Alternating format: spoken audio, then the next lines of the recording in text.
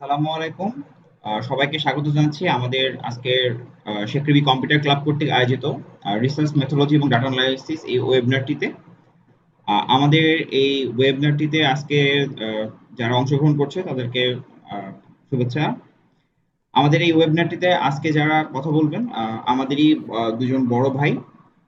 আহ, প্রথমেই আমি যার কথা বলছি Shamim Hasan Mondal, post doctoral researcher হিসেবে উনি আছেন হিরোশিমা ইউনিভার্সিটিতে। ওনার আরেকটা পরিচয় হলো উনি হচ্ছে আমাদের শেকৃবি কম্পিউটার ক্লাবের জেনারেল সেক্রেটারি হিসেবে দায়িত্ব পালন করছেন এর আগে। আমাদের মাঝে আরো উপস্থিত আছেন Hasan Mehraj, graduate school of agricultural সায়েন্সে কোব ইউনিভার্সিটি অফ জাপানে ভাইয়া রিসার্চার হিসেবে আছেন। তো আজকের প্রোগ্রামটা আমরা হচ্ছে ভাইয়াদের কাছ থেকে তাদের কথা শুনবো, এবং আজকের প্রোগ্রামের পরে আমাদের ইচ্ছা আছে যারা রিসার্চ নিয়ে পরবর্তীতে কাজ করতে চায় তাদের জন্য লং টাইম একটা প্ল্যানের। তো আমরা প্রথমেই হাসান মেরাজ ভাইকে আমন্ত্রণ জানাচ্ছি। ভাইয়া, যদি আমাদের মাঝে আপনি শুরু করেন। ধন্যবাদ।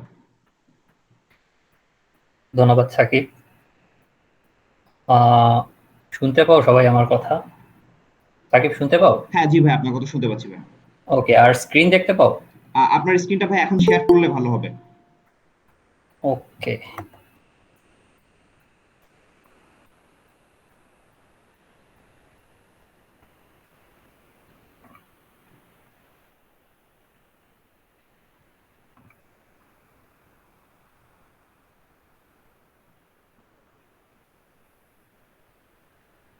জি ভাই, আপনার স্ক্রিন আমরা দেখতে পাচ্ছি।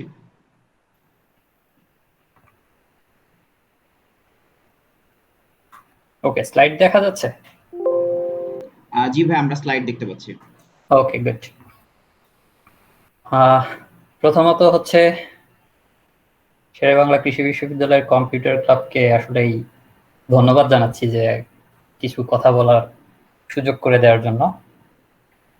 আর প্রথমে কয়েকটা বিষয়কে ক্লিয়ার করে নিই, কারণ আমি বা শামীম দুজনের কেউই আসলে ডেটা অ্যানালাইসিস অথবা রিসার্চ মেথোডোলজিতে স্পেশালিস্ট নই।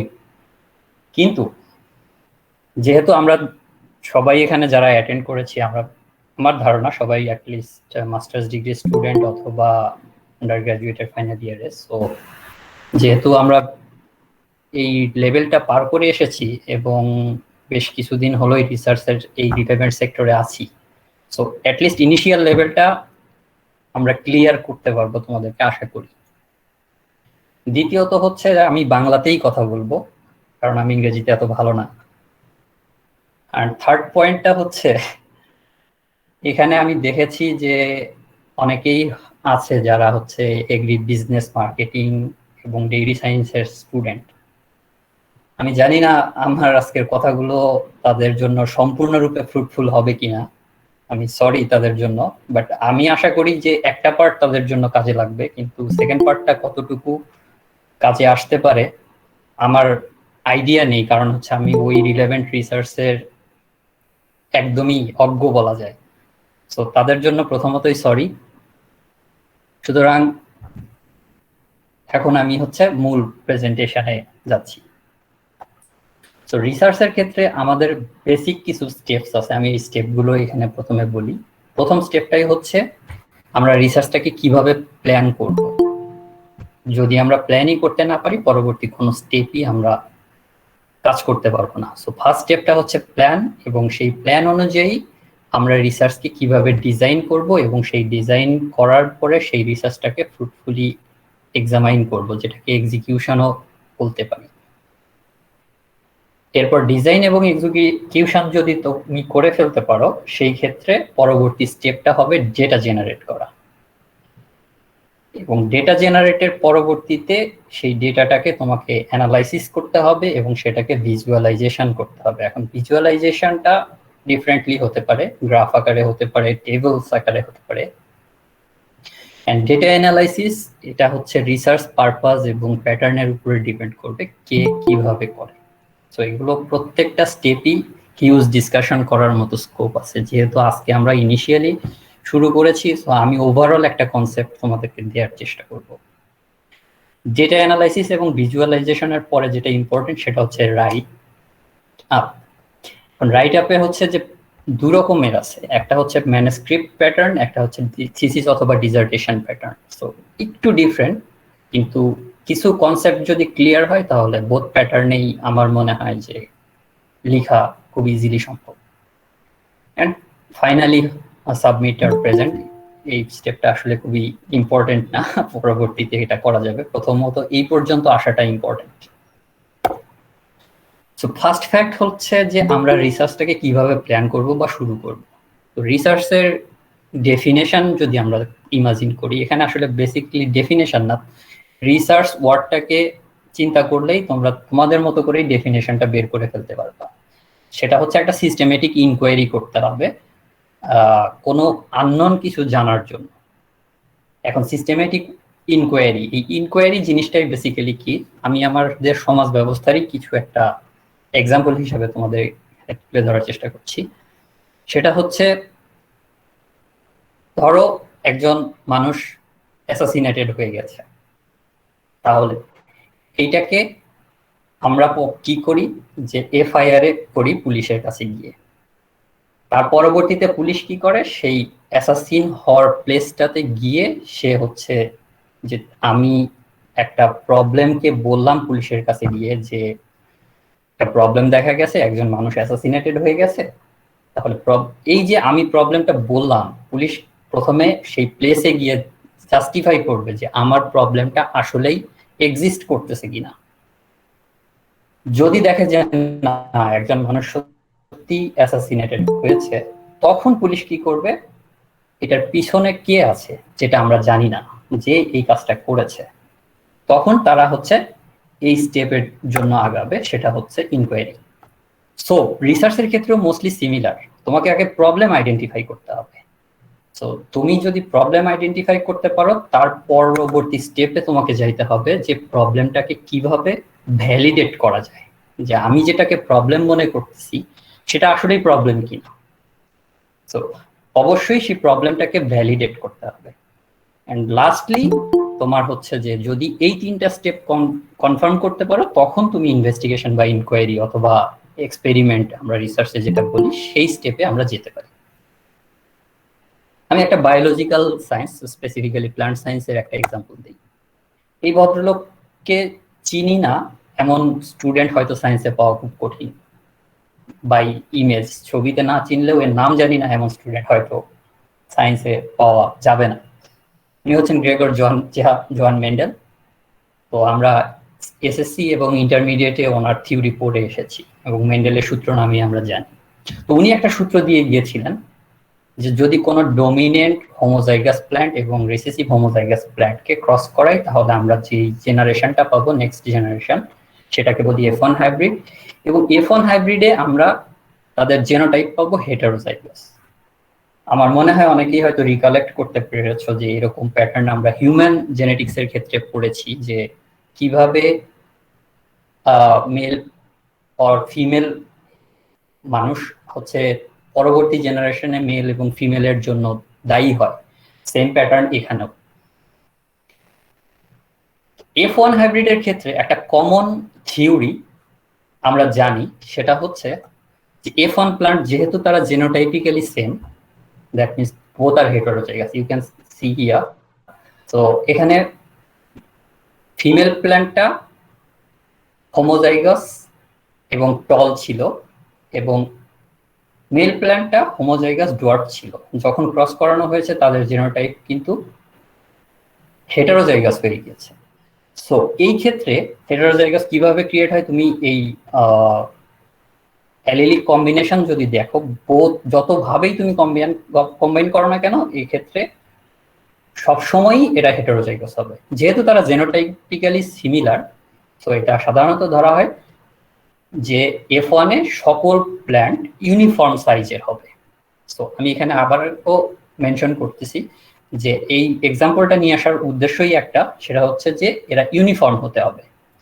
এবং এই থিওরিটা এটা একদম স্টেবল, এটা আসলে মানে অস্বীকার করার কোনো ওয়ে নাই, বিভিন্ন রিসার্চের মাধ্যমে এটা প্রুভও হয়ে গেছে।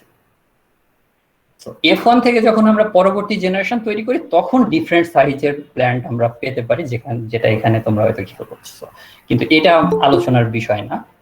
এখন আমি যদি সিচুয়েশনটা এরকম পাই যে F1-এই আমরা পেয়ে গেলাম প্ল্যান্টের সাইজ, ইউ ক্যান সি এই প্ল্যান্টটা একটু ছোট হয়ে গেছে, এটা আরেকটু ছোট হয়ে গিয়েছে, এটা আরেকটু ছোট হয়ে গিয়েছে, তার মানে এই ক্ষেত্রে তারা প্ল্যান্টটা ইউনিফর্ম না। এখন আমার কোনো একটা সিচুয়েশন বা আমার কোনো একটা হাইব্রিডের ক্ষেত্রে আমরা এরকম পেলাম, কিন্তু এটা হওয়ার কথা না।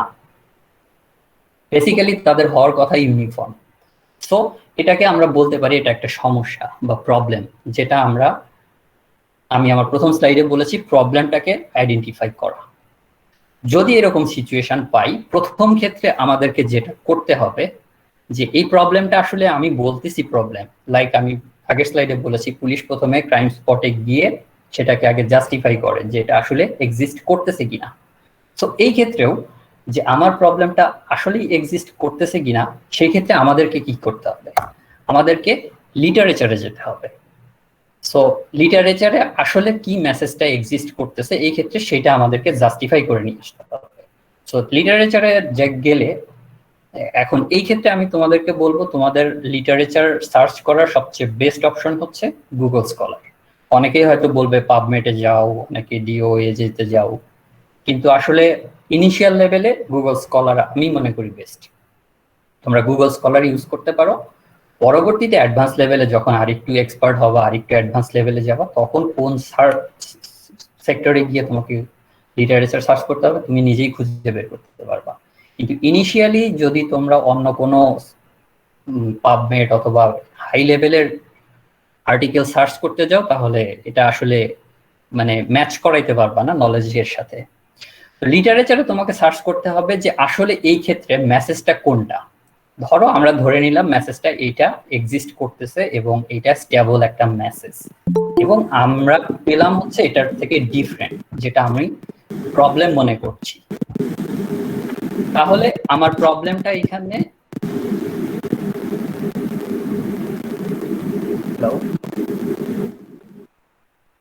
ওকে, তাহলে এই ক্ষেত্রে আমার প্রবলেমটা সত্যিকারের অর্থেই এক্সিস্ট করতেছে, যেহেতু লিটারেচারে আজ পর্যন্ত এই ধরনের প্রবলেম নিয়ে কেউ কোনো রিসার্চ করেনি বা কথা বলেনি, থিওরিটিক্যালিও এটা এক্সিস্ট করে না। এখন এটা তো এমনও হতে পারে যে এই জায়গাটা বেসিক্যালি লিটারেচারে এক্সিস্ট করছে বাট আমি খুঁজে পাচ্ছি না, এমন হতে পারে না? সেই ক্ষেত্রে এটাকে আমরা বলে থাকি নলেজ গ্যাপ। তো এই জায়গাটা খুবই ইম্পর্টেন্ট। এই জায়গাটা হচ্ছে যে এখন আমি একজন মাস্টার্সের স্টুডেন্ট, এই ক্ষেত্রে আমি কতটা মানে ক্লিয়ার নলেজ এই ক্ষেত্রে নিয়ে আসতে পারবো, আমার নলেজ গ্যাপ তো থাকবেই। তো এই জায়গাটাতে করণীয় কি? এই জায়গাটাতে করণীয় আসলে more you read the more you reduce your knowledge gap. এটা একটা থিওরি হতে পারে, কিন্তু আমার হাতে তো এত সময় নেই, আমার তো 2 বছর সময়, এর মধ্যে আমাকে ডিগ্রি নিতে হবে। তো সেই ক্ষেত্রে আমরা কি করতে পারি, এই নলেজ গ্যাপটা রিডিউস করতে পারে তোমার যে সুপারভাইজিং প্রফেসর বা তোমার মেন্টর, তাদের কাছ থেকে তুমি হচ্ছে এই নলেজ গ্যাপটা রিডিউস করে নিতে পারো। কারণ এরকম ধরো একটা প্রবলেম ফেস করেছো, যখন তুমি দেখলা লিটারেচারে এই ধরনের ইনফরমেশন নাই, তখন তোমাকে অবশ্যই স্পেশালিস্ট তোমার যে সুপারভাইজার আছে তার সাথে আলাপ করতে হবে। এখন সুপারভাইজারের সাথে আলাপ করলে এই নলেজ গ্যাপটা কেন রিডিউস হয়? কারণ ধরে নেওয়া হয় যে তিনি ওই ফিল্ডের, তোমার রিলেভেন্ট ফিল্ডের স্পেশালিস্ট, এবং তার কাছে মোটামুটি স্টেবল যত মেসেজ আছে এবং রিসেন্ট যত মেসেজ আছে রিসার্চে, তার কাছে তার মাথায় সেটা থাকার কথা। সো যখন তুমি তোমার এক্সপার্ট বা মেন্টরকে এটা দেখাবা যে আমি তো এরকম একটা প্রবলেম ফেস করছি, তাহলে এইটাকেই প্রবলেম ধরে আমি রিসার্চটাকে করতে পারি কিনা, তখন উনি কিছু প্রবলেম, উনি তোমাকে কিছু কোশ্চেন দাঁড় করিয়ে দিবে। উনি যদি জেনে থাকেন যে না এটা আসলে প্রবলেম না, এটার সলিউশন অলরেডি হয়ে গেছে, তাহলে বলবে না এটা প্রবলেম না, তুমি আরো ভালো করে সার্চ করে দেখো লিটারেচারে, এটার উত্তর তুমি লিটারেচারে খুঁজে পাবা। উনি যদি বলে যে এটা আসলে লিটারেচারে নেই, এটা তো এক্সিস্ট করে না, সেই ক্ষেত্রে তোমার করার কি বা আরো কি স্টেপ নেওয়া যেতে পারে? সেই ক্ষেত্রে এটা লিটারেচারে যদি এক্সিস্ট না করে, তখন তোমাকে চিন্তা করতে হবে যে আমি যে এই জায়গায় ভেরিয়েশনটা দেখলাম যে প্লান্টের সাইজ যেখানে আমার ইউনিফর্ম হওয়ার কথা, সেখানে আমি ভেরিয়েশন পাচ্ছি প্ল্যান্ট সাইজে, এটা কি আমার কোনো টেকনিক্যাল ইররের কারণে হচ্ছে, অথবা আমি যে জায়গা বা আমার সারাউন্ডিংস, আমার এনভায়রনমেন্টে যে জায়গাগুলোতে দেখলাম যে ভেরিয়েশনটা হচ্ছে, সেই ভেরিয়েশনটা আসলে কোনো টেকনিক্যাল ইররের কারণে হচ্ছে কিনা। সো টেকনিক্যাল ইররের যদি ভেরিয়েশন হয় তাহলে তো এটা প্রবলেম না, এটা তো টেকনিক্যাল প্রবলেম। এখন টেকনিক্যাল ইরর গুলো কি হতে পারে? প্রথমত ধরো আমি একটা ফটোকপি মেশিন কিনলাম, এখন ফটোকপি মেশিনটা কিনে নিয়ে আসার পরে সেট করলাম, করার পরে দেখি এটা কপি হচ্ছে না। এটার অর্থ কি? আমি কি বলবো যে কপি করার যে থিওরি, কপি করার যে মেশিনের যে থিওরিটাই ভুল বা এক্সিস্ট করে না এই ধরনের থিওরি? নো। এই ক্ষেত্রে যেটা প্রবলেম সেটা হচ্ছে যে এই মেশিনটা যেভাবে কাজ করে সেই প্রপার সেট আপটা বা প্রপার ওয়েটাতে আমি যেতে পারছি না, আমার এখানে কোনো না কোনো ভুল হচ্ছে, যার কারণে এই মেশিনটা কাজ করছে না, অথবা এই মেশিনটাই আসলে ভালো না। দুই রকমের ফ্যাক্ট হতে পারে। সো এই ক্ষেত্রে যে ভেরিয়েশনটা হচ্ছে সেটা এরকম কোনো টেকনিক্যাল ইররের কারণে হতে পারে, যেমন হতে পারে যে আমি প্ল্যান্ট হাইট মেজার করেছি বা প্ল্যান্টের লেন্থ দেখেছি, সেই প্ল্যান্টের লেন্থ যে আমি মেপেছি, যদি আমি অটোমেটিক কোনো ইনস্ট্রুমেন্ট দিয়ে মেপে থাকি সেই মেশিনে কোনো ঝামেলা থাকতে পারে, অথবা আমার মেজার করার মধ্যেও কোনো ভুল হতে পারে। এখানে একটা ছবি তোমরা একটু খেয়াল করো, এটা আমার প্র্যাকটিক্যাল লাইফের এক্সপেরিয়েন্স থেকে বলতেছি, যে পরীক্ষার হলে কপি করি না বা ফ্রেন্ডস এর দেখে লিখি না এরকম স্টুডেন্ট হয়তো খুবই কম। সো সে খুব সিরিয়াস স্টুডেন্ট, সে পড়ালেখা ভালো করে এসে পরীক্ষা দিচ্ছে, এটার পাশে বসে আছি আমি পড়ালেখা করি না, তো আমি কি করতেছি? কপি করতেছি। আমি টোটাল এক্সাম কার্ডটা দেখে 100-এ 100 কপি করলাম। এখন আলটিমেটলি রেজাল্ট যখন পাবলিশ হলো, সে A+ গ্রেড নিয়ে পাশ করলো, আমি পেলাম C। ওয়াই? তার অর্থ হচ্ছে যে আমি যে কপি করেছি, কপি করার মধ্যেও কোনো ভুল হয়েছে। এখন এই উদাহরণের সাথে এটা রিলেভেন্সি কি? তার অর্থ হচ্ছে যে আমি যখন পার্সোনালি কোনো ডেটা কালেক্ট করতে যাব, আমার ডেটা কালেকশনে ইরর হবে। এই ইররটাকে মানে হিউম্যানে তুমি তো এটাকে স্কিপ করতে পারবে না, এটা হবেই। সো এই ইররটাকেও তোমাকে আগে জাস্টিফাই করতে হবে যে আমার কোনো ইরর হচ্ছে কিনা, অথবা টেকনিক্যাল কোনো ইরর হচ্ছে কিনা, ইকুইপমেন্টাল যদি কোনো ডেটা জেনারেট করতে হয় সেই ক্ষেত্রে কোনো ইরর হচ্ছে কিনা। যদি তুমি দেখো যে না ইরর হচ্ছে, এই ইরর জেনারেট করার ক্ষেত্রে আরেকটা জিনিস ইম্পর্টেন্ট, সেটা হচ্ছে যে এইটাকে তুমি বারবার ভ্যালিডেটেড করতে হয়। সো ভ্যালিডেটেড করার পরে যদি দেখো যে না আসলে ইরর হচ্ছে, আমার কোনো ইররের কারণে হচ্ছে, তাহলে তুমি যে প্রবলেমটা আইডেন্টিফাই করেছো এটা আসলে ভ্যালিডেটেড না, সো এই প্রবলেম নিয়ে এক্সপেরিমেন্ট করার কোনো সুযোগ নেই। দ্বিতীয় ক্ষেত্রে যদি দেখো যে না তোমার কোনো ইরর নাই, তুমি 4 টাইমস 5 টাইমস অথবা বিভিন্ন ভাবে এটাকে এক্সপেরিমেন্ট করে দেখেছো বা গাছ লাগিয়ে দেখেছো যে না এই F1 এর ক্ষেত্রে আমরা সব ক্ষেত্রেই আমরা হচ্ছে ভেরিয়েশন পাচ্ছি গাছের সাইজের ক্ষেত্রে, এবং এটা লিটারেচারেও এক্সিস্ট করে না, টেকনিক্যাল ইররও নাই, তাহলে তোমার প্রবলেমটাকে বলা হয় ভ্যালিডেটেড। এবং যখন তুমি এই প্রবলেমটাকে ভ্যালিডেটেড পাবা তখন হচ্ছে রিসার্চ তুমি স্টার্ট করতে পারবে। এখন এই স্টেপগুলো আসলে খুব কমপ্লিকেটেড বা মানে এটার জন্য টাইম দরকার হয়। আমাদের ক্ষেত্রে যেটা সমস্যা হচ্ছে যে আমাদের টাইম খুব লিমিটেড, এবং আমাদের প্রবলেম আইডেন্টিফাই করার পিছনেই তো আমি 6 মাস বা 1 বছর সময় দিতে পারবো। তো যারা এই মাস্টার্স শেষ করে পরবর্তীতে দেশের বাইরে আসবা মানে কোয়ালিটি রিসার্চ করার জন্য, এখন আমাদের দেশের বহু সিচুয়েশন আছে যে সিচুয়েশনের কারণে হয়তো কোয়ালিটি রিসার্চের সুযোগ হয়ে ওঠে না, যার কারণে এই প্রবলেম আইডেন্টিফিকেশনের পিছনে এত সময় দেওয়ার মতো সিচুয়েশন আমাদের নেই। আর এই প্রবলেম আইডেন্টিফিকেশনের ক্ষেত্রে আরেকটা জিনিস যে সবচেয়ে বড় হেল্পফুল হয়ে দাঁড়ায় সে হচ্ছে তোমার মেন্টর, কারণ সে ওই ফিল্ডে কন্টিনিউ রিসার্চ করতেছে। এবং এই প্রবলেম আইডেন্টিফিকেশনটা কেন ইম্পর্টেন্ট? কারণ এই প্রবলেমটাকে তুমি যত ইউনিক আইডেন্টিফাই করতে পারবা তত তোমার কোয়ালিটি রিসার্চ তৈরি হবে। এবার আসা আরেকটা ক্ষেত্রে যে বিগিনারদের ক্ষেত্রে কিভাবে রিসার্চটাকে চয়েস করতে পারি আমরা। এখন এই ক্ষেত্রে রিসার্চ প্রবলেম জেনারেট করার জন্য প্রথম এবং প্রধান যে শর্ত সেটা হচ্ছে রিড রিড রিড, তোমাকে পড়তে হবে। এটার কোনো অল্টারনেটিভ অপশন আছে যদি থেকে থাকে আমার জানা নেই, যদি তোমাদের হয়তো পরবর্তীতে কেউ জানতে পারো আমাকে জানাবা। দ্বিতীয়ত হচ্ছে যে যখনই পড়বা তখনই হচ্ছে তোমাকে এটা কিউরিয়াস হতে হবে যে এটা কেন হচ্ছে, হোয়াই হোয়াই, এবং প্রশ্ন করতে হবে যেটা কেন হলো, এটা কেন হলো। এবং সেই ক্ষেত্রে তোমাকে আরো যেটা ডিসকাস করতে হবে অন্যের সাথে, যেমন রিলেভেন্ট ফিল্ডের স্কলার্স অথবা এক্সপার্টদের সাথে।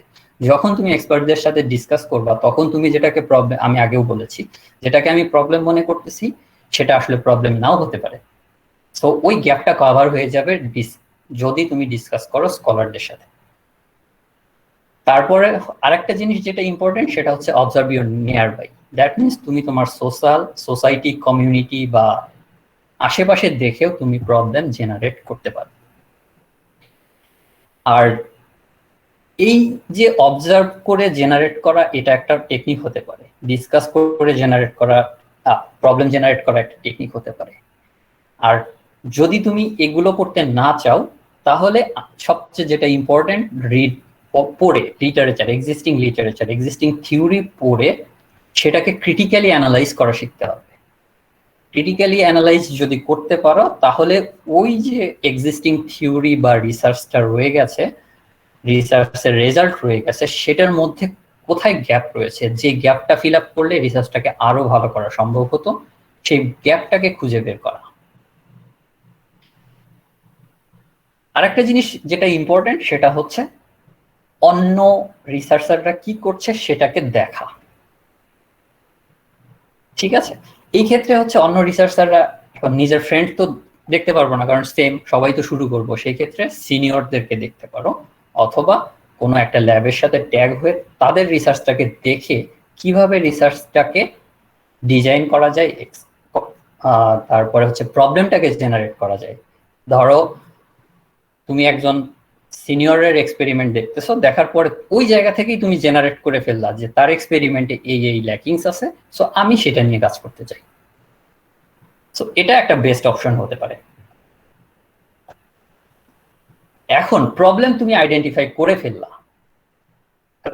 যে জায়গাগুলো ডিসকাস করলাম, তুমি প্রবলেমটা কি ইউনিক প্রবলেম বের করলা, তারপরে হচ্ছে যে এটা ভ্যালিডেটও করলা যে না এটা লিটারেচারে নেই এবং এই নিয়ে কোনো রিসার্চ হয়নি, সেই ক্ষেত্রে আমি এটা নিয়ে কাজ করতে পারি। কিন্তু যখনই তুমি প্রবলেম জেনারেট করবা, তুমি রিসার্চে যাওয়ার আগে তোমাকে কয়েকটা জিনিস অবশ্যই কনসার্ন থাকতে হবে।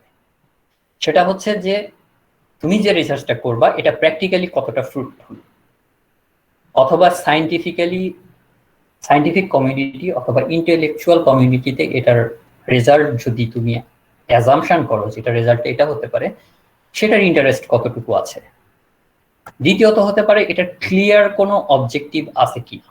রিসার্চের অবশ্যই যখনই ডিজাইন করা হয় তখনই অবশ্যই এটার একটা ক্লিয়ার ভিশন থাকতে হয়। সো সেই ভিশনটা তোমাকে অবশ্যই মেনশন বা আইডেন্টিফাই করে নিয়ে আসতে হবে। যদি তোমার অবজেক্টিভ ক্লিয়ার না হয় তাহলে সেই রিসার্চে থেকে তুমি ভালো কোনো রেজাল্ট আশা করতে পারবা না। থার্ড ওয়ান হচ্ছে ওয়ে অফ সলিউশন। এখন আমি প্রবলেম আইডেন্টিফাই করলাম যেটার কোনো সলিউশনই আজ পর্যন্ত পৃথিবীতে এক্সিস্ট করে না, তাহলে সেই ওয়ে অফ সলিউশন যদি তোমার হাতের কাছে না থাকে তাহলে তুমি সেই প্রবলেম নিয়ে রিসার্চ কিভাবে করবা। অথবা ওয়ে অফ সলিউশন পৃথিবীতে এক্সিস্ট করে কিন্তু তুমি যেখানে কাজ করবা সেখানে এক্সিস্ট করে না, তাহলে তো তোমার রিসার্চ প্রবলেম আইডেন্টিফাই হলো, ইউনিক প্রবলেম নিয়ে তুমি কাজ করতে চাইলা কিন্তু সলিউশনের রাস্তা নেই তোমার হাতে। তো সেই ক্ষেত্রে ওয়ে অফ সলিউশন যেটা সেটাও তোমাকে অবশ্যই চিন্তা করতে হবে। Next one is the availability of the materials. এখন আমি কাজ করার প্ল্যান করতেছি এমন একটা বিষয়ে যেটার ম্যাটেরিয়ালস আমার সারাউন্ডিংসেই নেই, আমার কান্ট্রিতেই এক্সিস্ট করে না, তাহলে আমি সেই রিসার্চটা কিভাবে করব। সো এটাকেও তোমাকে অবশ্যই মাথায় রাখতে হবে যে আমি যে রিসার্চটা করব সেই রিসার্চটা ম্যাটেরিয়ালস আমি অ্যাভেলেবল পাবো কিনা। তবে হ্যাঁ, এই ক্ষেত্রে যে কিছু কিছু পয়েন্ট আছে সেটা হচ্ছে শুধুমাত্র আমাদের স্টুডেন্টদের জন্য, যারা ওয়েল স্টেবল রিসার্চার যাদের নিজস্ব ল্যাব আছে তাদের ক্ষেত্রে বিষয়গুলো একটু ডিফারেন্ট হতে পারে। সো যারা স্টুডেন্ট তাদের ক্ষেত্রে এগুলো চিন্তা করতে হবে যে আমি একটা ল্যাবে যাচ্ছি, সেই ল্যাবের ফ্যাসিলিটিস কতটুকু, সেই অনুযায়ী আমাকে প্রবলেম সলভ করতে হবে। এখন প্রবলেম আমি ইউনিক দাঁড় করাইতে পারবো কিন্তু আমি সেটার সলিউশন আমার এক্সিস্টিং ইউনিভার্সিটি বলো ল্যাব বলো সেখান থেকে আমি বের করতে পারবো না। সো ওই প্রবলেমেরও কোনো ভ্যালিডেশন থাকবে না তোমার রিসার্চের ক্ষেত্রে। এই পয়েন্টটা খুব ইন্টারেস্টিং, নট বি ওভারডান। কিন্তু এই পয়েন্টটা চিন্তা করলে আসলে আমাদের, আমি জানি না বাংলা কৃষি বিশ্ববিদ্যালয়ের রিসার্চের কন্ডিশন এখন কেমন। তো আজ থেকে 10 বছর আগে আমি যখন মাস্টার্স করেছি, এই পয়েন্টটাকে যদি আমি চিন্তা করে রিসার্চের প্রবলেম বা ডিজাইন করতে যাইতাম, তাহলে আসলে মাস্টার্স বাদ দিয়ে আমাকে ছেড়ে দিতে হইতো, চলে আসতে হইতো অন্য জায়গায়। তো এই পয়েন্টটা আসলে নট বি ওভারডান পয়েন্টটা তোমাদের জন্য কতটুকু কাজে লাগবে জানি না। তবে রিসার্চের একটা খুব ইম্পর্টেন্ট পয়েন্ট এটা, যে একটা রিসার্চ অলরেডি হয়ে গেছে, সেই রিসার্চটা রিপিট করার কোনো দরকার নেই, কারণ ওই রিসার্চটা আমরা অলরেডি জানি। যেটা আমি প্রবলেম আইডেন্টিফিকেশনের ক্ষেত্রেও বলে এসেছি, যে যেটা লিটারেচারে অলরেডি এক্সিস্ট করে অথবা রিসার্চ ফাইন্ডিংসে অলরেডি পাওয়া গিয়েছে, সেই রিসার্চটা দ্বিতীয়বার করার কোনো যৌক্তিকতা নাই। কিন্তু আমাদের দেশের ক্ষেত্রে যদি চিন্তা করি, যদি এই আসপেক্টটা বাদ দেই, তাহলে আমাদের রিসার্চ করার স্কোপই থাকে না। তো লার্নারদের তো থাকেই না, মানে হাতে গোনা কিছু ল্যাব ছাড়া আসলে আমাদের দেশে এই স্কোপ কে সাধারণত গুরুত্ব দেওয়া হয় না। সো ওভারডান এক্সপেরিমেন্ট আমাদের মাস্টার্সে বা আমাদের ইউনিভার্সিটিগুলোতে হিউজ পরিমাণে হয়। Third last this one controversial topic. এখন কন্ট্রোভার্সিয়াল টপিক কিভাবে বোঝানো যায়? এখন তো কোভিড এর সময়। এখন কোভিড যখন প্রথম স্প্রেড হলো, তখন আমরা অনেকেই অনেকভাবে অনেক নিউজ পেলাম যে এটা হচ্ছে চায়নার একটা রিসার্চ ল্যাবে রিসার্চ করে বায়ো ওয়ারের জন্য প্রিপেয়ার করা হয়েছে। আমি জানি না এটার কতটুকু সত্য বা মিথ্যা, ধরো এইটাই সত্য।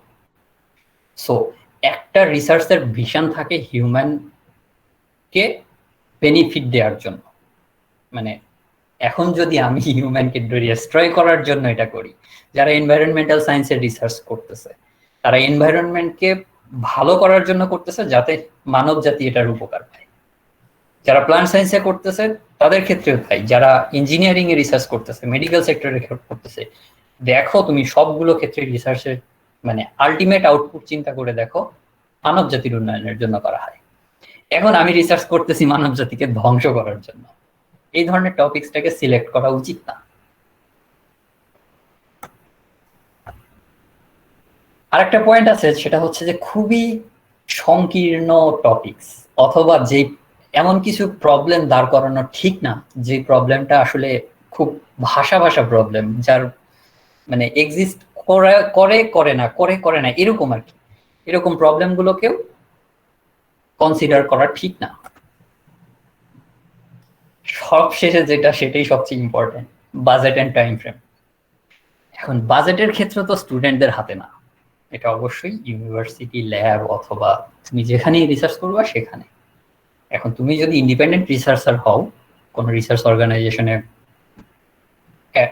যোগ দাও তা অথবা ইউনিভার্সিটিতে শিক্ষক হিসেবে যোগ দাও, তখন তুমি ইন্ডিপেন্ডেন্ট রিসার্চার যদি হয়ে যাও, তখন তুমি নিজের থেকে বাজেট অ্যারেঞ্জ করতে পারবা, সেই ক্ষেত্রে হিসাবটা আলাদা। যেহেতু আমরা স্টুডেন্ট, সেই ক্ষেত্রে আমাদের ক্ষেত্রে বাজেট বিষয়টা নিয়ে মাথা ঘামানোর কোনো স্কোপ নেই। অ্যান্ড টাইম ফ্রেম, এটা নিয়ে আমাদের মাথা ব্যথা করার সুযোগ আছে, কারণ আমার টার্গেট হচ্ছে যে মাস্টার্স শেষ করে একটা চাকরি করা, চাকরির জন্য স্কোপ তৈরি করা, অথবা পরবর্তী স্টেপে আমি কোথায় যাব সেটার দিকে ফোকাস করা। সো টাইম ফ্রেমটা ইম্পর্টেন্ট। তো তুমি একটা প্রবলেম দাঁড় করালা, সেই প্রবলেমে এই সবগুলো টপিকস তুমি চিন্তা করে প্রবলেম দাঁড় করালা, কিন্তু তোমার টাইম ফ্রেমে এটা ম্যানেজ হলো না। তোমার টাইম হাতে আছে 2.5 বছর, তুমি এই যে রিসার্চ প্রবলেমটাকে আইডেন্টিফাই করলা, সেটা লাগবে 7 বছর। সো তুমি কি ওই রিসার্চটা করতে পারবা কিনা? পসিবল না। সো এটা আমাদের স্টুডেন্টদের জন্য ইম্পর্টেন্ট। এখন এই দুইটা ক্ষেত্রে জেনারেলি উন্নত বিশ্বে ডিফারেন্টলি মানে ম্যানেজ করা হয়। ম্যানেজ করা হয় কিভাবে? যে একটা রিসার্চের টাইম ফ্রেম ধরা হয় 7 বছর বা 10 বছর, সেটা একটা ল্যাবের যে প্রধান, সে এই টাইম ফ্রেমটাকে ফিক্স করে ফেলে। সেই টাইম ফ্রেমের মাঝে স্টুডেন্ট আসে, তারা সময় দিবে একটা ল্যাবে 1.5 বছর বা 2 বছরের বেশি দিবে না, এটা কখনোই সম্ভব না। তখন ওই ল্যাবের যে প্রধান, সে ওই টাইম ফ্রেমের অনুযায়ী প্রত্যেকটা স্টুডেন্টকে অ্যাসাইন করে দেবে যে 2 বছরে আমি এই পার্টটুকু শেষ করব, তারপরের 2 বছরে এই পার্টটুকু শেষ করব। মজার বিষয় হচ্ছে কি, জাপানে যেটা করা হয়, যেমন আমার ল্যাবে যেটা করা হয়, যে 2 বছরে তোমার যতটুকুই শেষ হবে ততটুকু দিয়েই তোমাকে ডিগ্রি দেওয়া হবে। আমাদের ক্ষেত্রে এটা হবে কিনা আদৌ, এটা কোশ্চেন থেকে যায়। তো আমাদের ক্ষেত্রে টাইম ফ্রেমটা ইম্পর্টেন্ট, এবং টাইম ফ্রেমটাকে মাথায় রেখেই আমাদেরকে রিসার্চটাকে প্ল্যান করতে হবে, যাতে আমরা সঠিক সময় শেষ করে এটাকে রিসার্চের থিসিস লিখে এবং প্রেজেন্ট করতে পারি। এর পরের একটা ইম্পর্টেন্ট ওয়ার্ড আছে রিসার্চে, সেটা হচ্ছে ভেরিয়েবল। ভেরিয়েবল সাধারণত 2 রকমের হয়, একটা হচ্ছে ডিপেন্ডেন্ট এবং একটা হচ্ছে ইন্ডিপেন্ডেন্ট। এখানে একটা ছবি আছে, দেখো যে তুমি একটা গাছ নিলা, যেটা সেম প্লান্ট, সেম জাতের, 3টা টবে সেম সয়েল ইউজ করছো, সেম কন্ডিশনে তাদেরকে গ্রো করাচ্ছ। সেম কন্ডিশন মিনস লাইট বলো বা অন্যান্য সোর্স বলো প্লান্টের গ্রো এর জন্য, যেটা সবগুলোই সেম হচ্ছে, শুধুমাত্র ভ্যারিয়েশন দিয়েছো।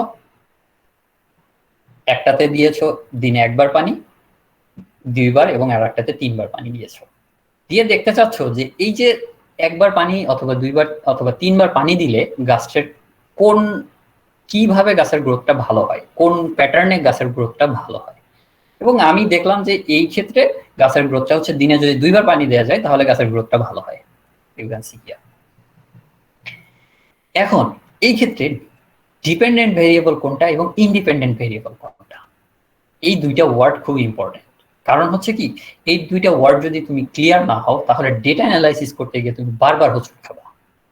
এবং এটা শুধুমাত্র প্ল্যান্ট সায়েন্সের ক্ষেত্রে না, তোমার যারা বিজনেসের কাজ করে বা অথবা আই থিঙ্ক বিজনেসের ক্ষেত্রে বলবো না, কিন্তু এগ্রিকালচারাল এক্সটেনশনে 100% এটা লাগবেই। তো এই জায়গাটা অবশ্যই তোমাকে ক্লিয়ার করতে হবে। তুমি এখানে দেখো যে পানি কয়বার দিচ্ছি আমি গাছে, সেটার উপরে ডিপেন্ড করতেছে প্ল্যান্টের গ্রোথটা। সো আমি অবভিয়াসলি এখানে বলে দিতে পারি যে পানি দেওয়াটা হচ্ছে আমার ইন্ডিপেন্ডেন্ট, আর সেটার উপরে ডিপেন্ড করে গাছের গ্রোথটা হচ্ছে। সো এটাকে বলা হচ্ছে ডিপেন্ডেন্ট ভেরিয়েবল। গাছের গ্রোথ যদি তুমি মাপো, প্ল্যান্টের হাইট মাপো, অথবা লিফ নাম্বার কাউন্ট করো, অথবা লিফের এরিয়া মেজার করো, সো এগুলো হবে ডিপেন্ডেন্ট ভেরিয়েবল। আর একটা এক্সাম্পল দিই, সেটা হচ্ছে যে তুমি প্ল্যান্টের গ্রোথ এবং ইল্ড দেখবা। সো এই ক্ষেত্রে তুমি করলা কি, প্ল্যান্টের গ্রোথ এবং ইল্ডের জন্য সবচেয়ে ইম্পর্টেন্ট 3টা ফার্টিলাইজার, নাইট্রোজেন, ফসফরাস এবং পটাশিয়াম, যেটাকে আমরা এনপিকে ফার্টিলাইজার। তুমি চিন্তা করলা যে একটাতে শুধুমাত্র আমি নাইট্রোজেনাস ফার্টিলাইজার দিব, আর একটাতে নাইট্রোজেনাস এবং ফসফরাস ফার্টিলাইজার দিব, আর একটাতে হচ্ছে যে 3টাই দিব। এখন এই ক্ষেত্রেও আগেরটার মতোই চিন্তা করো যে এই ক্ষেত্রেও আমার এই ফার্টিলাইজারের প্যাটার্নের উপরেই কিন্তু প্ল্যান্টের গ্রোথ এবং ডেভেলপমেন্টটা নির্ভর করতেছে, যদি আমরা প্ল্যান্টের যে কোনো ডেটাই মেজার করি না কেন। তাহলে এই যে প্ল্যান্টের গ্রোথ এবং ডেভেলপমেন্ট, এটা হচ্ছে ডিপেন্ডেন্ট ভেরিয়েবল। অ্যান্ড এই যে ফার্টিলাইজারের প্যাটার্ন আমি চুজ করেছি, এই ফার্টিলাইজারের প্যাটার্নটা হচ্ছে ইন্ডিপেন্ডেন্ট ভেরিয়েবল। এখন আমি টাইটেলে একটা কথা লিখেছি প্রেডিক্টেবল। এটা কি জিনিস? প্রেডিক্টেবল হচ্ছে, তুমি এই জায়গাতে চিন্তা করে দেখো যে আমি যখন এই 3 রকমের ফার্টিলাইজার প্যাটার্ন ইউজ করেছি, চোখ বন্ধ করে বলে দেওয়া যাবে মাঝের প্যাটার্নটা ভালো রেজাল্ট হবে। দ্যাট মিনস এই প্যাটার্নটা প্রেডিক্টেবল। তোমার যে 3টা প্যাটার্ন আছে ফার্টিলাইজারের প্যাটার্ন, তার মধ্যে এটা একদম প্রেডিক্টেবল যে এই 3টা ফার্টিলাইজারই প্ল্যান্টের গ্রোথ, ডেভেলপমেন্ট এবং ফাইনালি ইল্ডের জন্য ভালো। সো তুমি ইল্ড পর্যন্ত যত ডেটাই কালেক্ট করো না কেন, সব ক্ষেত্রেই তুমি এটাই ভালো পাবা। এটা আমরা তোমার এই জায়গার ডেটা কালেকশনের আগেই বলে দেওয়া সম্ভব। যদি এমন হয় যে তোমার ট্রিটমেন্ট যেটা সেট করেছো, বা তুমি যে যেটার উপরে যে ইন্ডিপেন্ডেন্ট ভেরিয়েবল গুলো সেট করেছো, সেটার উপরে যে তুমি ডিপেন্ডেন্ট ভেরিয়েবল গুলোর ডেটা কালেক্ট করতেছো, সেটা প্রিভিয়াসলি অ্যাজিউম করা যায় বিফোর দ্য ডেটা কালেকশনের পূর্বেই যদি অ্যাজিউম করা যায়, তাহলে সেই এক্সপেরিমেন্টের ভ্যালিডিটি 0। এখন আমি আমার পূর্বের উদাহরণটাতে চলে যাই। এই এক্সাম্পলটাতে দেখো যে আমি 1বার, 2বার এবং 3বার পানি দিয়েছি। সো আমি যদি প্রেডিক্ট করি 3 টাইমস, 4 টাইমস, যতবার পানি দিব, যত বেশি পানি দিব তত গাছের গ্রোথ ভালো হবে, কিন্তু এই কথাটা সবসময় ঠিক না। কারণ পানি বেশি দিলে অটোলগিং হবে, গাছ স্ট্রেসে ভুগবে, তখন গাছের গ্রোথ কমেও যেতে পারে। তো সেই ক্ষেত্রে কতবার পানি দিলে তোমার গাছটা ভালো হবে এটা আমি প্রেডিক্ট করতে পারবো না। সো এই ক্ষেত্রে এটাকে আমরা প্রেডিক্টেবল বলতে পারি না। সো তোমাকে অবশ্যই যখন রিসার্চ প্ল্যান করবা তখন তুমি যে ইন্ডিপেন্ডেন্ট ভেরিয়েবল বা ভেরিয়েবল গুলোকে সিলেক্ট করবা সেটা অবশ্যই তোমাকে চিন্তা করতে হবে, যেটা আসলে প্রিজিউম করা যাচ্ছে কিনা, আগের থেকেই অনুমান করা যাচ্ছে কিনা রেজাল্টটা কি হতে পারে।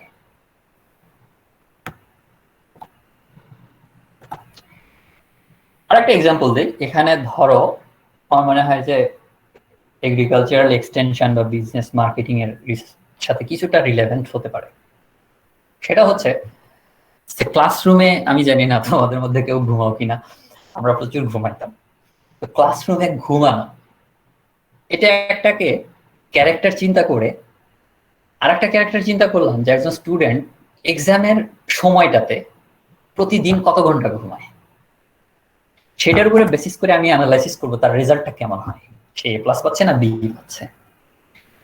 এখন এইটাকে যদি আমরা চিন্তা করি যে কোনটা ইন্ডিপেন্ডেন্ট এবং কোনটা ডিপেন্ডেন্ট, দেখো এই ক্ষেত্রে এটার ক্ষেত্রে কিন্তু আমরা এখানে কোনো ডেটা কালেক্ট করিনি, এখানে জাস্ট অ্যাপ্লাই করেছি different kind of fertiliser.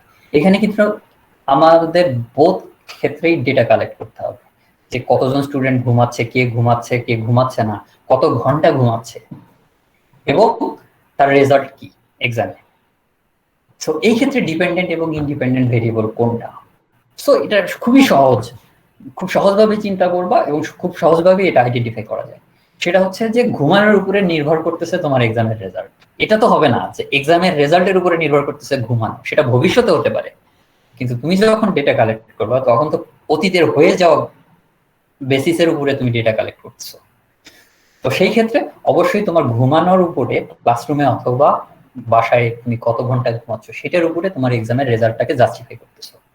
So এই ক্ষেত্রে তোমার এই যে স্লিপিং টাইম অথবা ক্লাসরুমে ঘুমাচ্ছে ইয়েস অর নো, এই ক্ষেত্রে তোমার এইটা হচ্ছে ইন্ডিপেন্ডেন্ট ভেরিয়েবল এবং এইটার উপরেই ডিপেন্ড করতেছে তোমার এক্সামের রেজাল্টটা। সো এটা হলো ডিপেন্ডেন্ট ভেরিয়েবল। এখন এগ্রিকালচারাল এক্সটেনশনের ধরো একজন স্টুডেন্ট রিসার্চ প্ল্যান করলো এইভাবে যে আমি একটা রিজিয়ন বা ধরো বাংলাদেশের আমি ফার্মারদের এডুকেশন লেভেল এবং তাদের ইকোনমিক কন্ডিশন দেখব, এবং সেই সাথে দেখব যে এই লেভেল দুটো উপরে এই দুটো লেভেল, যেটা ফার্মারদের এডুকেশন এবং তাদের ইকোনমিক কন্ডিশন, সেটার অনুযায়ী তারা নিউ টেকনোলজি কতটা অ্যাডাপ্ট করে। সো এখন এটা তোমাদের কাছেই কোশ্চেন, তোমরা চোখ বন্ধ করে হয়তো বলে দিতে পারবা যে যাদের এডুকেশন লেভেল বেশি থাকবে এবং যাদের ইকোনমিক কন্ডিশন ভালো থাকবে তারা দ্রুতই নতুন টেকনোলজি অ্যাডাপ্ট করবে। কারণ এডুকেশন লেভেল ভালো থাকলে তারা নতুন টেকনোলজির অ্যাডভান্টেজ ডিসঅ্যাডভান্টেজ গুলো ভালো জানবে, এবং ইকোনমিক কন্ডিশন ভালো থাকলে তারা অবশ্যই মানে পরবর্তীতে যদি কোনো ড্যামারেজ হয় সেই ড্যামারেজটা কভার করার ক্যাপাবিলিটিও থাকবে। সো তারা দ্রুত কভার করবে। সো কেউ যদি রিসার্চ প্ল্যান করে এইটার উপরে বেসিস করে, সো এক্ষেত্রে খুব সহজেই অনুমেয় যে আমার রিসার্চের রেজাল্টটা কি হবে। সো এই ক্ষেত্রে তোমার রিসার্চের প্ল্যানটা টোটালি ভায়াবল না। এই ক্ষেত্রে তুমি এই প্ল্যান নিয়ে রিসার্চে কাজ করতে গেলে বা ডেটা জেনারেট করলে, যদি কোনো আর্টিকেল পাবলিশ করতে যাও, রিভিউয়ারের কাছে গেলে রিভিউয়ার সরাসরি বলে দিবে যে তোমার তো এটা প্রেডিক্টেবল, তুমি এমন দুইটা ক্যারেক্টার এখানে সিলেক্ট করেছো যে ক্যারেক্টারের সাথে এটা সম্পূর্ণ, এটা তো চোখ বন্ধ করে বলে দেওয়া যায়, তো তোমার ডেটা কালেক্ট করার দরকার কি? এই ভেরিয়েবল এবং এটার প্রেডিক্টেবিলিটিটা তোমার যখনই রিসার্চ প্ল্যান করো, প্রবলেম আইডেন্টিফাই করো, সেটা খুবই ইম্পর্টেন্ট জাস্টিফাই করার ক্ষেত্রে। ওকে, এখন রিসার্চ ডিজাইন, আমি প্ল্যান্ট সায়েন্সের স্টুডেন্ট, আমি প্ল্যান্ট সায়েন্সেরই উদাহরণ দিব, হয়তো অনেকের ক্ষেত্রে একটু প্রবলেম হতে পারে। সো ধরো আমি এর আগে একটা স্লাইডে বলেছি যে লুক অ্যাট ইওর সারাউন্ডিংস, মানে তোমার চারপাশে দেখো এবং সেখান থেকে প্রবলেমটাকে আইডেন্টিফাই করো। ধরো আমি বেড়াইতে গিয়েছি বাংলাদেশের দক্ষিণ অঞ্চলে, গিয়ে দেখলাম যে ওইখানে একটা হিউজ অ্যামাউন্টের ল্যান্ড ফাঁকা পড়ে থাকে। কেন? কারণ ওখানে স্যালাইনিটি বেশি, গ্রাউন্ড ওয়াটারে লবণাক্ততার পরিমাণ বেশি, যার কারণে ক্রপ হয় না। অথবা এমন একটা রিজিয়নে গেলাম, গিয়ে দেখলাম যে সেখানে ইরিগেশন ফেসিলিটিস কম, বা ইরিগেশনের কারণে বা ড্রাউটের কারণে সেখানে ক্রপ ভালো হয় না। সেখান থেকে তুমি ভিজুয়ালি দেখে তারপরে লিটারেচার সার্চ করে কতটুকু রিসার্চ হয়েছে, কোন জায়গায় গ্যাপ হয়েছে, এগুলোকে সিলেক্ট করে তুমি পরবর্তীতে রিসার্চ প্ল্যান করতে পারো। তো আমি একটা এক্সাম্পল দেওয়ার জন্য আমি এই স্যালাইনিটি লেভেলটাকেই আমি চুজ করেছি। এখন ধরো আমি 4টা ডিফারেন্ট স্যালাইনিটি লেভেল আমি সিলেক্ট করেছি। আমি চিন্তা করলাম যে আমি যদি এই এরিয়াতে এমন কোনো কাল্টিভার দিতে পারি বা এমন কোনো কাল্টিভার স্ক্রিন করতে পারি, বের করে আনতে পারি, যে কাল্টিভারটা স্যালাইনিটি লেভেলে মোটামুটি ফসল ফলানো সম্ভব। তো সেই ক্ষেত্রে কিছুটা হলেও তো তোমার অনাবাদি জমি যেটা, সেটা তো অবশ্যই রিকভার হয়ে যেতে পারে। এই অ্যাসপেক্টে আমি ধরো এই দুইটা ফ্যাক্টরকে চিন্তা করলাম। এখন যখনই রিসার্চ ডিজাইন করা হবে প্ল্যান্ট সায়েন্সের ক্ষেত্রে, আমি বারবার বলতেছি এখানে কিছুটা ডিফারেন্ট হতে পারে, আমি জানি না। তো প্ল্যান্ট সায়েন্সের ক্ষেত্রে দেখো, এটা টোটালি একটা সেট, আমি 3টা কাল্টিভার নিয়েছি, সেই একটা সেটকে আমরা বলি হচ্ছে ফ্যাক্টর। এখানে আর একটা সেট নিয়েছি, সেটা হচ্ছে ডিফারেন্ট স্যালাইনিটি লেভেল। সো এই সেটটাকে একটা ফ্যাক্টর বলি। যখনই আমি দুইটা ডিফারেন্ট সেট নিয়েছি, সো এই এক একটা সেটকে বলা হয় এক একটা ফ্যাক্টর, এবং যখন দুইটা সেট নিয়েছি তখন বলা হচ্ছে কি 2 ফ্যাক্টোরিয়াল এক্সপেরিমেন্ট। ফিল্ড এক্সপেরিমেন্টের ক্ষেত্রে 2 ফ্যাক্টোরিয়াল, সিঙ্গেল ফ্যাক্টোরিয়াল, এটা মানে যখনই রিসার্চ ডিজাইন করতে যাওয়া বা মাঠে কাজ করতে যাওয়া বা ফিল্ডে কাজ করতে যাওয়া, তখনই এই কথাগুলো খুব কমন হয়ে দাঁড়াবে। Single factorial experiment, double factorial experiment, treatment. So একটা ফ্যাক্টর মিনস ওয়ান সেট। আমি এখানে 3টা কাল্টিভার ইউজ করেছি। আবার আরেকটা ফ্যাক্টরের ক্ষেত্রে আমি 4টা ডিফারেন্ট স্যালাইনিটি লেভেল ইউজ করেছি। এখন এখানে প্রশ্ন হতে পারে, ওকে, আরেকটা জিনিস হচ্ছে যে এই যে 3টা ডিফারেন্ট লেভেল, ডিফারেন্ট কাল্টিভার ইউজ করেছি, 4টা ডিফারেন্ট স্যালাইনিটি লেভেল ইউজ করেছি, প্রত্যেকটাকে ইন্ডিপেন্ডেন্টলি এক একটা ট্রিটমেন্ট বলা হয়। এখন আমি 4টা ডিফারেন্ট লেভেলের স্যালাইনিটি চুজ করেছি।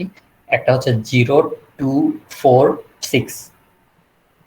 এখন কথা হলো যে 0 তো দ্যাট মিনস কোনো স্যালাইনিটি নেই, তাহলে এটাকে আমরা স্যালাইনিটি লেভেলের মধ্যে কেন নিয়ে আসলাম?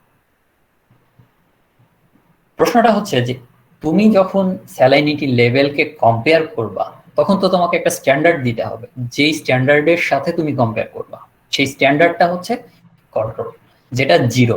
দ্যাট মিনস একটা প্ল্যান্ট 0 স্যালাইনিটিতে কতটুকু গ্রো করে সেটার সাথে তুলনা করবা যে তার স্যালাইনিটি লেভেলটা যদি 2 হয়, তাহলে গ্রোথটা কতটুকু কম অথবা বেশি হচ্ছে, 4 হলে কতটুকু কম অথবা বেশি হচ্ছে। সো কম্পেয়ার করার জন্য অবশ্যই আমাদেরকে একটা কন্ট্রোল দিতে হবে। যদি কন্ট্রোল না থাকে, তাহলে সেই ট্রিটমেন্টগুলো তুমি কম্পেয়ার কখনোই করতে পারবা না। এখন কাল্টিভারের ক্ষেত্রে একটু ডিফারেন্ট। ভ্যারাইটাল স্ক্রিনিং এর ক্ষেত্রে কন্ট্রোলটা সবসময় না হলেও চলে। যেমন ভ্যারাইটাল স্ক্রিনিং, তুমি 30টা বা 40টা ভ্যারাইটি সিলেক্ট করেছো যাদের মধ্যে গ্রোথ অ্যান্ড ইল্ডের পারফরমেন্স দেখবা, সেই ক্ষেত্রে কন্ট্রোল না হলেও চলে, তুমি একে অপরের সাথে কম্পেয়ার করতে পারবা। কিন্তু তুমি আবার কন্ট্রোল দিতেও পারো, যে ধরো 15টা বা 20টা টমেটোর জাত তুমি দেশের বাইরে থেকে নিয়ে আসছো, এটার ভ্যারাইটি স্ক্রিনিং করবা। এখন বাংলাদেশে টমেটোর সবচেয়ে ভালো ইল্ডিং জাত যেটা, সেটাকে তুমি কন্ট্রোল হিসেবে ইউজ করতে পারো। সো এটাও পসিবল। আবার কাল্টিভার স্ক্রিনিং এর ক্ষেত্রে কন্ট্রোল ছাড়াও পসিবল। কিন্তু যখন এই ধরনের ট্রিটমেন্ট সেট করবা, তখন অবশ্যই তোমাকে একটা কন্ট্রোল দিতে হবে।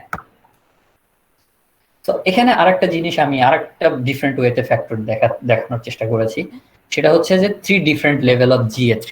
GA3 means gibberellic acid. So 3টা ডিফারেন্ট লেভেলের GA3 তুমি প্ল্যান্টে অ্যাপ্লাই করেছো। একটা হতে পারে 0, 25, 50। এখানে দেখো আবারও আমি 0 ইউজ করেছি এখানে। দ্যাট মিনস কন্ট্রোল আমাকে অবশ্যই দিতে হবে, স্ট্যান্ডার্ড একটা অবশ্যই তোমাকে ফিক্স করতে হবে। সো এই ক্ষেত্রে কাল্টিভারের মতো তুমি চাইলেই মানে 0 ছাড়া বা কন্ট্রোল ছাড়া তুমি কম্পেয়ার করতে পারবা না। অথবা আরেকটা ফ্যাক্টর হতে পারে এরকম যে আমি অ্যাসিটিক অ্যাসিডের ডিফারেন্ট লেভেল আমি গাছের পাতাতে অথবা গাছের ইয়াতে স্প্রে করব। সো এটা লেভেলের উপরে ডিপেন্ড করেও তুমি একটা ফ্যাক্টর সেট করতে পারো। এখন যখন তুমি এটাকে রিসার্চ ডিজাইন করবে, মাঠে গিয়ে যখন এটা ডিজাইনের ক্ষেত্রে যাবা, তখন তোমাকে চিন্তা করতে হবে যে আমার কতটুকু ফিল্ড লাগবে, সেখানে কতগুলো প্লট করব, প্রত্যেকটা প্লটের সাইজ কেমন হবে, কতগুলো সিডলিং লাগবে, কতগুলো চারা লাগবে, বিভিন্ন বিষয় আসতে পারে। সো এই ক্ষেত্রে যদি আমি বলি যে আমার 3টা কাল্টিভার লাগবে এবং 4টা স্যালাইনিটি লেভেল আমি ইউজ করব, সেই ক্ষেত্রে আমার প্লট কতগুলো লাগবে, অনায়াসে মাল্টিপ্লাই করে দাও, এখানে 3টা এখানে 4টা, 3 × 4 12 প্লটস লাগবে। এখন এই যে আমি 12টা প্লট আমি তৈরি করলাম, মাঠে গিয়ে আমি এরকম 12টা প্লট তৈরি করলাম। তৈরি করার পরে এখন এই ট্রিটমেন্ট গুলোকে তুমি কম্বাইন করে ফেলতে হবে। যখন তুমি মাঠে এটাকে এক্সিকিউট করতে যাবা, তখন এই ট্রিটমেন্ট গুলোকে কি ফার্স্টলি কম্বাইন করে ফেলতে হবে। তার মানে তুমি 12টা কম্বিনেশন পাবা। আমি 3 × 4 মাল্টিপ্লাই করতে বলেছি এই কারণেই। দেখো, তুমি এই দুটাকে যখন স্কিপ করে L1 চিন্তা করবা, তখন হচ্ছে L1 T1, L1 T2, L1 T3 and L1 T4। So এখানে 4টা কম্বিনেশন পাবা, একইভাবে L2 এর ক্ষেত্রে এবং L3 এর ক্ষেত্রে। এখন যখন আমি 12টা প্লট তৈরি করে ফেলবো, এরপরে তুমি চোখ বন্ধ করে যে কোনো প্লটে যে কোনো কম্বিনেশনটাকে সিলেক্ট করে ফেলো। সো আমি এভাবে তোমাদেরকে এক্সাম্পল হিসেবে দেখিয়েছি যে L1 এর আমার 4টা কম্বিনেশন ছিল, আমি 4টা কম্বিনেশন এখানে আমি কোনো কিছুই চিন্তা করিনি, র্যান্ডমলি আমি এটাকে ডিস্ট্রিবিউট করে দিয়েছি 12টা প্লটের মধ্যে।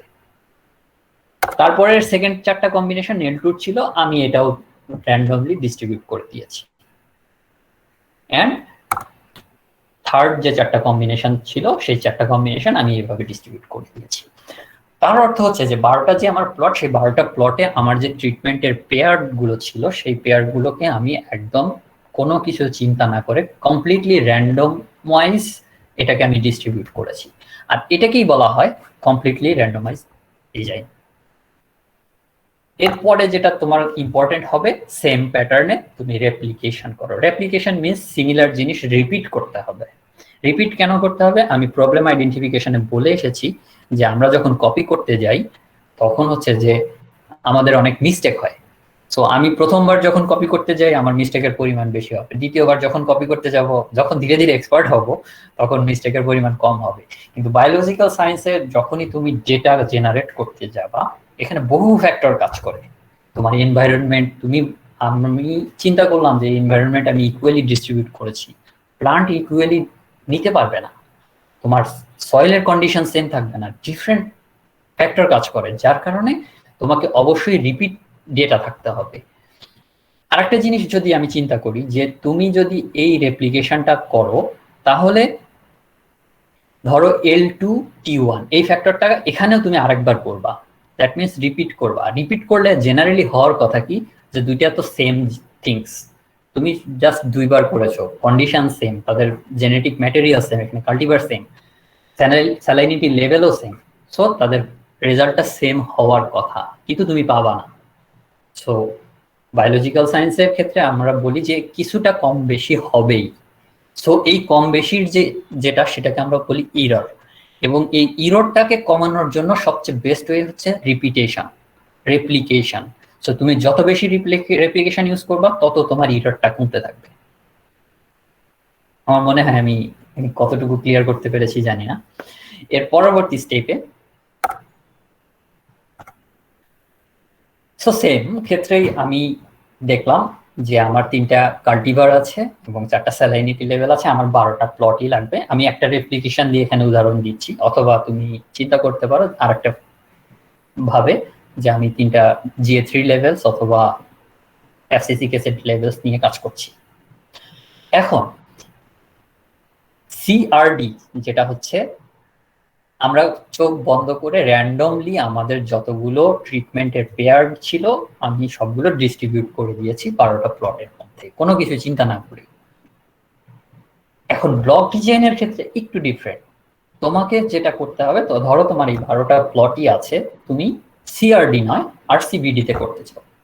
তো RCBD তে করতে গেলে তোমাকে প্রথম যেটা করতে হবে, ব্লক করতে হবে। এখন আমি দেখো এখানে 3টা ব্লক করে ফেলছি, তুমি 4টাও করতে পারো, এটা ডিপেন্ড করবে তোমার রিসার্চের প্যাটার্নের উপরে। সো আমি এইটাকে 3টা ব্লক করেছি। 3টা ব্লক করার পরে আমি করলাম কি আগের মতোই, আগে যেভাবে করেছিলাম সেভাবেই আমি র্যান্ডমলি ট্রিটমেন্ট পেয়ারগুলোকে দিয়ে দিলাম এই ব্লকগুলোর মধ্যে বা এই প্লটগুলোর মধ্যে। এখন প্রশ্নটা থেকে যায়, এটা কি আসলেই আরসিবিডি ডিজাইন হলো কিনা?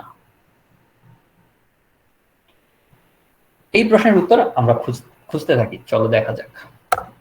ধরো এটা একটা ফিল্ড, তুমি মাঠে গিয়েছো, তোমাকে মাঠে এখন মাস্টার্সে যখন আমরা রিসার্চ করতে যাই, আমাকে তো যদি ফিল্ড রিসার্চ করতে যাই আমাকে মাঠ রিকুইজিশন দিতে হয়। তো রিকুইজিশন দেওয়ার পরে এরকম একটা মাঠ আমাকে দেওয়া হলো যে তুমি এইটাতে কাজ করবা, তোমার রিসার্চ মাস্টার্সের থিসিসের কাজটা এখানে করবা। এখন যখন তুমি এই ফিল্ডটা রিকুইজিশন পাওয়ার পরে তুমি ফার্মের লেবারের সাথে কথা বলার পরে ফার্মের লেবার তোমাকে বলতেছে মামা আপনি এটা পেলেন, এই ফিল্ডের তো এই একটা সাইডে তো উঁচু, যার কারণে এই সাইডে কখনোই পানি থাকে না, সব পানি এই পাশে চলে আসে। তার অর্থ কি এই পাশে যত প্ল্যান্ট থাকবে সব প্ল্যান্ট কিন্তু তোমার ওয়াটার ডেফিসিয়েন্সিতে ভুগবে। অথবা সে বলল যে মাঠের এই পাশে তো প্রচুর আগাছা হয়, এই পাশে তো গাছই হবে না, সব গাছ দুর্বল হবে। অথবা আরেকটা ফ্যাক্টর হতে পারে। সো এগুলো ভিজুয়ালাইজ, আগে যেটা বললাম ওয়াটার ডিফিসিয়েন্সি অথবা উইড ইনফেস্টেশন, এটা দেখা যাচ্ছে। আরেকটা ফ্যাক্টর হতে পারে একটা মাঠের ঠিক মাঝামাঝি অবস্থায় এনপিকে, নাইট্রোজেন, ফসফরাস এবং পটাশিয়াম, এই তিনটা ফার্টিলাইজারের পরিমাণ বেশি আছে। সেটা ডিফারেন্ট কারণে হতে পারে। এই সারাউন্ডিংস এর এরিয়াগুলোতে এই ফার্টিলাইজারের পরিমাণ কম থাকে। তো এই ক্ষেত্রে এখন এইরকম তিনটা ক্ষেত্রে যদি আমরা চিন্তা করি, আমি আগে যেই ডিজাইনটা করেছিলাম, জাস্ট চেক দিস ওয়ান, এখানে আমরা L1 দ্যাট মিনস কাল্টিভার 1, দেখো এই ব্লকের আন্ডারে আমরা যেটা করেছি সবগুলোতেই কাল্টিভার 1 এক্সিস্ট করতেছে, L1 L1 L1 and L1। তার অর্থ হচ্ছে সকল L1 কিন্তু ওয়াটার ডেফিসিয়েন্সিতে ভুগবে। একইভাবে যদি এটা চিন্তা করি, দেখো এখানে সব L3 কিন্তু মোর উইড এই প্রবলেমে ভুগবে, তাহলে আগাছা প্রবলেম বেশি হবে। আবার যদি এটা চিন্তা করি তাহলে এই দুইটা কম্বিনেশন, এই দুইটা পেয়ার মোর নাইট্রোজেন, ফসফরাস, পটাশিয়াম ফার্টিলাইজার পাবে, সো আলটিমেটলি তাদের গ্রোথ ভালো হবে। এখন তোমার টার্গেট হচ্ছে ডিফারেন্ট কাল্টিভারের মধ্যে কম্পেয়ার করা, L1 L2 L3 এবং এই তিনটা বা চারটা ট্রিটমেন্টের মধ্যে কম্পেয়ার করা। কিন্তু তোমার এই কম্বিনেশন গুলোর কারণে যেটা হয়ে গেল যে তুমি এখানে অলরেডি কিছু ব্যারিয়ার ফেস করে ফেললা, যে এখানে উইডের ইনফেস্টেশন বেশি, এখানে হচ্ছে ওয়াটার ডিফিসিয়েন্ট, এখানে এনপিকে এর পরিমাণ বেশি। তাহলে তুমি কি এক্সাক্ট ইফেক্টটা পাওয়া কিনা? এখান থেকে এক্সাক্ট ইফেক্ট পাওয়া পসিবল না। কারণ হচ্ছে এটা তো অটোমেটিক্যালি দুর্বল গাছ হবে, এটা অটোমেটিক্যালি দুর্বল গাছ হবে, কারণ উইড বেশি, এখানে পানির পরিমাণ বেশি, আবার এখানে এনপিকে এর পরিমাণ কম, এখানেও এনপিকে এর পরিমাণ কম। তার মানে তোমার এটা একদম কি বলা হবে, এটা কিভাবে ডিফাইন করা যায়, যে তুমি ইউনিফর্ম এনভায়রনমেন্ট সবগুলো কম পেয়ার, যেটা সবগুলো পেয়ারকে দিতে পারলা না। এখন ইউনিফর্ম কন্ডিশন যদি তুমি দিতে না পারো তাহলে তুমি তো এটার ইফেক্ট পাবা না, তুমি যে ডেটাগুলো পাবা সেগুলোর মধ্যে এটার ইফেক্ট, তারপরে হচ্ছে এটার ইফেক্ট এবং এটার ইফেক্টও চলে আসছে। সো তোমার কম্প্যারিশনটা তখন এটা খুবই ডেটাটাকে আসলে বিলিভেবল করা যাবে না, বা তুমি যেটা ডেটাটা তোমার আসবে রেজাল্টের এক্সপেরিমেন্টের শেষে, সেই ডেটাটা এক্স্যাক্টলি কতটা বিলিভেবল এটা নিয়ে প্রশ্ন থেকে যাবে। সেই ক্ষেত্রে আমরা কি করি?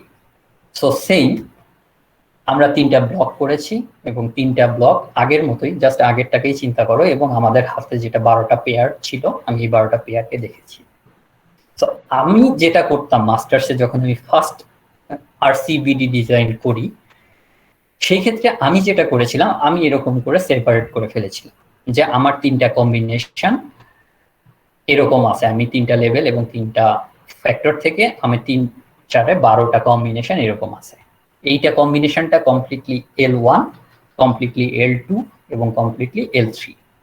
এরপরে আমি কি করতাম, এরকম করে কাগজ কলম নিয়ে এরকম করে 12টা ব্লক এঁকে ফেলতাম, 12টা প্লট এঁকে ফেলতাম। প্লটেরকে আমি 3টা ব্লকে ডিভাইড করতাম। ডিভাইড করে আমি কি করতাম, এখানে দেখো আমি L1 এর যতগুলো 4টা কম্বিনেশন আছে সেখান থেকে একটা কম্বিনেশন নিয়ে আমি ব্লক 1 এ দিয়ে দিয়েছি। সেকেন্ড করতে হয়েছে কি, যে L1 থেকে আমি একটা নিয়েছি, এবার নিব আমি L2 থেকে। L2 থেকে যদি নাও, নিয়ে তুমি ব্লক 2 তে এটা দাও, ব্লক 1 এ দিয়ে দাও, এবং পরবর্তীতে L3 নিয়ে ব্লক 1 এ দিয়ে দাও। তার মানে হচ্ছে যে আমি 3টা ডিফারেন্ট প্যাটার্ন, এবং মজার বিষয় হচ্ছে যে আমি শুধু L1 কে কনসিডার করিনি। দেখো এই ক্ষেত্রে আমি T3 নিয়েছি, এই ক্ষেত্রে নিয়েছি আমি T4, এবং এই ক্ষেত্রে নিয়েছি T1। এখন একটা প্লট কিন্তু রয়েই গেছে। এই একটা প্লট তুমি যে কোনো 3টার থেকে একটা র্যান্ডমলি পিক করতে পারো। তবে আমি যেটা করতাম সেটা হচ্ছে যে ওই একটা আমি রেখে দিতাম ব্লক 1 এ।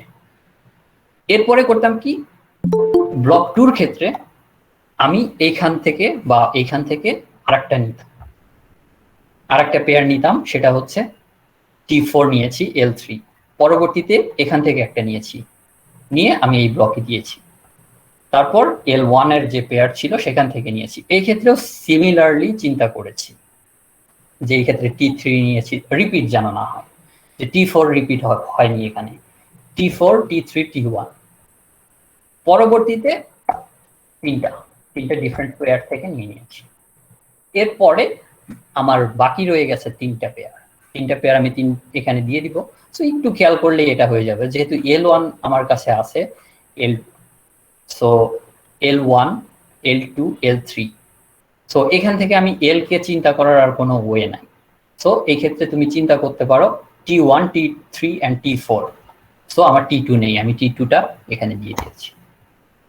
এর পরবর্তীতে চিন্তা করতে পারো যে এই ক্ষেত্রে L1 2 3 existed but T1 T3 and T4 is not existed, so এই ক্ষেত্রে T2টাকে আমি দিয়ে দিয়েছি, এন্ড রেস্ট তো বাকি একটা। এখন তুমি চিন্তা করে দেখো যে আমার মাঠের তো এই পাশটা ওয়াটার ডেফিসিয়েন্সিতে ভুক্ত, কিন্তু আমার ট্রিটমেন্ট পেয়ার গুলোকে এমন ভাবে দেওয়া হয়েছে যে আমার সবগুলো ট্রিটমেন্টেই, ধরো সবগুলো line, that means L1 L2 L3 3টা লাইন আমি ইউজ করেছি বা কাল্টিভার ইউজ করেছি, 3টা কাল্টিভারই কিন্তু ওয়াটার ডেফিসিয়েন্সিতে ভুগছে। আবার 4টা ট্রিটমেন্টেও কিন্তু ওয়াটার ডেফিসিয়েন্সিতে ভুগছে, T1 T2 T3। এই ক্ষেত্রেও তাই, 3টা লাইনই তোমার ওয়াটার ডেফিসিয়েন্সি, 3টা লাইন ও এটাতে এক্সিস্ট করে, এবং 4টা ট্রিটমেন্টই এক্সিস্ট করে। এই ক্ষেত্রেও তাই, যে তোমার 3টা লাইনও এক্সিস্ট করবে এবং 4টা ট্রিটমেন্ট ইউজ করবে।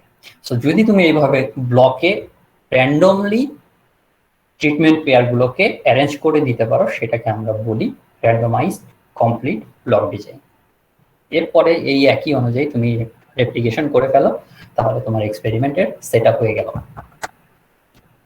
এখন একটা কমন ধারণা আছে আমাদের, যে আমরা কখন তাহলে সিআরডি চুজ করবো আর কখন আরসিবিডি তে চুজ করবো।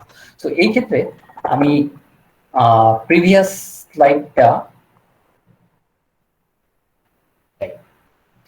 সো এই ক্ষেত্রে দেখো মাঠের এক্সপেরিমেন্টের ক্ষেত্রে যদি তুমি যাও, সেই ক্ষেত্রে এই পসিবিলিটি গুলো খুবই বেশি থাকে, যে ফিল্ডের একটা পার্ট একটু খারাপ, একটা পার্ট একটু ভালো, একটা পার্ট একটু ব্যারিয়ার থাকবে। সো এটা মাঠের এক্সপেরিমেন্টের ক্ষেত্রে এই ব্যারিয়ার গুলো খুবই এক্সিস্ট করে, এবং সেই জন্য বলা হয় যে যখনই তুমি মাঠে এক্সপেরিমেন্ট করবা, ফিল্ডে এক্সপেরিমেন্ট করবা, তখনই আরসিবিডি ডিজাইন, এই ডিজাইনটাকে তোমাকে চুজ করতে হবে। এখন তুমি মাঠেই এক্সপেরিমেন্ট করবা কিন্তু গাছ লাগাবা টবে বা পটে গাছ লাগাবা, সেই ক্ষেত্রে তুমি সিআরডি ডিজাইন ইউজ করবা। কারণ সিআরডি ডিজাইন যখন তুমি ইউজ করবা, দেখো তুমি যদি সয়েলটাকে ইউনিফর্মলি মেইনটেইন করে ফেলতে পারো, তাহলে পটগুলোকে তুমি এনভায়রনমেন্টাল ফ্যাসিলিটিসও ইউনিফর্মলি দিতে পারবা, এবং সেই ক্ষেত্রে সেই ডিজাইনটা সিআরডি তে করা পসিবল। এখন আরেকটা জিনিস আমরা চিন্তা করি যে এর আগের ক্ষেত্রে দুইটা ফ্যাক্টর দিয়ে আমি বুঝিয়ে দিয়েছি, এবার চিন্তা করলাম যে আমার ফ্যাক্টর একটা, সেটা হচ্ছে L1 L2 L3, এবং এইটার ক্ষেত্রে আমরা RCBD ডিজাইন করব। সেই ক্ষেত্রে কি করতে হবে, সেই ক্ষেত্রে প্রথমে তোমাকে এটা 3টা ব্লক করে নিতে হবে। এখন 3টা ব্লক যদি করে ফেলো, সেই 3টা ব্লককেই এক একটা রেপ্লিকেশন হিসেবে তুমি কনসিডারও করতে পারবা। এবং 3টা ব্লকে তোমাকে অবশ্যই চিন্তা করতে হবে যে প্রত্যেকটা ব্লকেই সবগুলো ট্রিটমেন্ট বা সবগুলো তোমার কাল্টিভার এক্সিস্ট করতেছে কিনা। সো ইউ ক্যান সি এখানেও সবগুলো L1 থেকে L3 পর্যন্ত এক্সিস্ট করে, এখানেও এখানে। সো এটাকেও তুমি সিঙ্গেল ফ্যাক্টোরিয়াল এক্সপেরিমেন্টও সাজায় নিতে পারো। এর পরবর্তী স্টেপ যেটা আসে, যে তুমি ডেটা কিউরেশনে যাবা বা ডেটা কালেক্ট করতে যাবা। সো তুমি এরকম বিভিন্ন ক্যারেক্টারকে সিলেক্ট করতে পারবা যেটার উপরে বেসিস করে তুমি এই ফ্যাক্টরগুলোকে কম্পেয়ার করবা। সো কম্পেয়ার করতে হলে তোমাকে কিছু ডেটা তো অবশ্যই কালেক্ট করতে হবে। সেক্ষেত্রে তুমি তোমার এক্সপেরিমেন্টের বেসিসে তোমার হাতের কাছে যে অ্যাভেলেবিলিটি আছে, ইকুইপমেন্টাল ফেসিলিটিস আছে, সেগুলোর উপরে বেসিস করে তুমি কিছু প্যারামিটারস, আমরা যে সকল বিষয়গুলোতে ডেটা কালেক্ট করি যা সাধারণত কম্বাইন্ডলি বলা হয় প্যারামিটার। সো কিছু প্যারামিটার তুমি ইমাজিন করে সেগুলোতে ডেটা নিতে পারো। সো এই ক্ষেত্রে আমি এক্সাম্পল হিসেবে দিয়েছি plant height, leaf length and leaf number. তো তুমি যদি খুব স্মার্ট হও তাহলে সাথে সাথে তুমি এটার জন্য একটা ডেটা শিটও তৈরি করে ফেলবা এক্সেলে গিয়ে, এবং এক্সেলে গিয়ে ডেটা শিট যখন তৈরি করবা, আমি এখানে এক্সাম্পল হিসেবে প্ল্যান্ট হাইটটাকে বলছি। দেখো যে আমার রেপ্লিকেশন 1-এ L1 L2 L3 তিনটা ডেটা ধরো এরকম আসছে, রেপ্লিকেশন 2-তে এরকম ডেটা আসছে, এবং রেপ্লিকেশন 3-তে এরকম ডেটা আসছে। একইভাবে যদি তুমি লিফ লেন্থ এবং লিফ নাম্বারের ডেটা চিন্তা করো, এই জিনিসটা জাস্ট তোমাদেরকে এক্সাম্পল হিসেবে কেন দেখাচ্ছি, কারণ পরবর্তী সময় আমি কথা বলার পরে যেটা অ্যানালাইসিসটা প্রথম স্টেপে যাবা, তোমাদের বুঝতে একটু কিছুটা হলেও সুবিধা হবে। তো সেই ক্ষেত্রে দেখো ডেটাগুলোকে অ্যারেঞ্জ করেছি আমি এইভাবে: cultivars, plant height, leaf length, leaf number. So this is the L1 L1 L1। So আমি কি করেছি, এখান থেকে L1, এখান থেকে L1 L1 পিক করেছি, এবং তার পাশেই 5.1, 4.9, 4.7, 4.9, 4.7 একইভাবে L2 এবং L3 ডেটাগুলো অ্যারেঞ্জ করেছি। যখন প্ল্যান্ট হাইট হয়ে গেল, পরবর্তীতে আমরা কমা দিয়ে লিখেছি লিফ লেন্থ বা LL। সো লিফ লেন্থের যতগুলো ডেটা আছে তুমি এইভাবে অ্যারেঞ্জ করো, লিফ নাম্বারের যতগুলো ডেটা আছে অ্যারেঞ্জ করো, এবং অ্যারেঞ্জ করার পরে তোমাকে এই জায়গাতে একটু ক্লিয়ার হতে হবে কোনটা ডিপেন্ডেন্ট এবং কোনটা ইন্ডিপেন্ডেন্ট ভেরিয়েবল। তুমি কোনগুলোকে কম্পেয়ার করবা, কোনগুলো দিয়ে কম্পেয়ার করবা। এখন দেখো আমরা আগেও আলোচনা করে এসেছি যে ডিপেন্ডেন্ট হচ্ছে কোনগুলো এবং ইন্ডিপেন্ডেন্ট কোনগুলো। সো এই ক্ষেত্রে অবশ্যই ডিপেন্ডেন্ট ভেরিয়েবল কোনটা হতে পারে, অবশ্যই ডিপেন্ডেন্ট ভেরিয়েবল হচ্ছে আমার প্যারামিটার, যেটা প্ল্যান্ট হাইট, লিফ লেন্থ এবং লিফ নাম্বার, কারণ আমি কম্পেয়ার করব কাল্টিভার গুলোকে on the basis of this character. So এই ক্ষেত্রে ইন্ডিপেন্ডেন্ট ভেরিয়েবল হচ্ছে তোমার কাল্টিভার্স। নেক্সট তোমার হচ্ছে যখনই প্লট করবা, তখন আরো কিছু জিনিস তোমাকে মাথায় নিতে হবে প্লট করার ক্ষেত্রে। যে তুমি এই ক্ষেত্রে যে প্লট করলা, তাহলে তোমার তো সিডলিং বা গাছ লাগাইতে হবে, কতগুলো প্ল্যান্ট লাগাবা বা কতগুলো তুমি চারা জেনারেট করবা বা তোমার কতগুলো সিডলিং লাগবে। সো এগুলো তো অবশ্যই তোমাকে মাথায় রাখতে হবে, আদারওয়াইজ তুমি পরবর্তী স্টেপে যেতে পারবা না। সো এই ক্ষেত্রে তোমার সবচেয়ে ইম্পর্টেন্ট যেটা, সেটা হচ্ছে স্পেসিং এবং ডিসটেন্স। আমার মনে হয় এই ইনফরমেশন গুলো খুব অ্যাভেলেবল BARI অথবা URI এরকম আমাদের রিসার্চ অর্গানাইজেশন গুলো থেকে অবশ্যই প্রত্যেকটা প্ল্যান্টের ক্ষেত্রে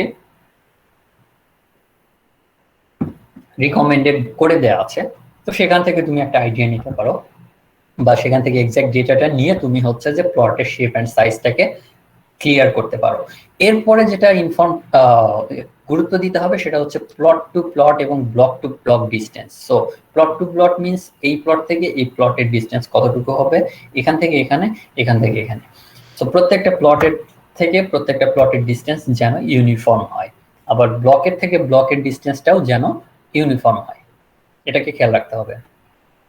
এখন যদি তুমি এটা কনফার্ম করে ফেলো, তখন তুমি সাথে সাথে গিয়ে একটা ডেটা শিট তৈরি করে ফেলো। আমি যেটা আগে দেখিয়েছি যে আমার 12টা কম্বিনেশন আছে।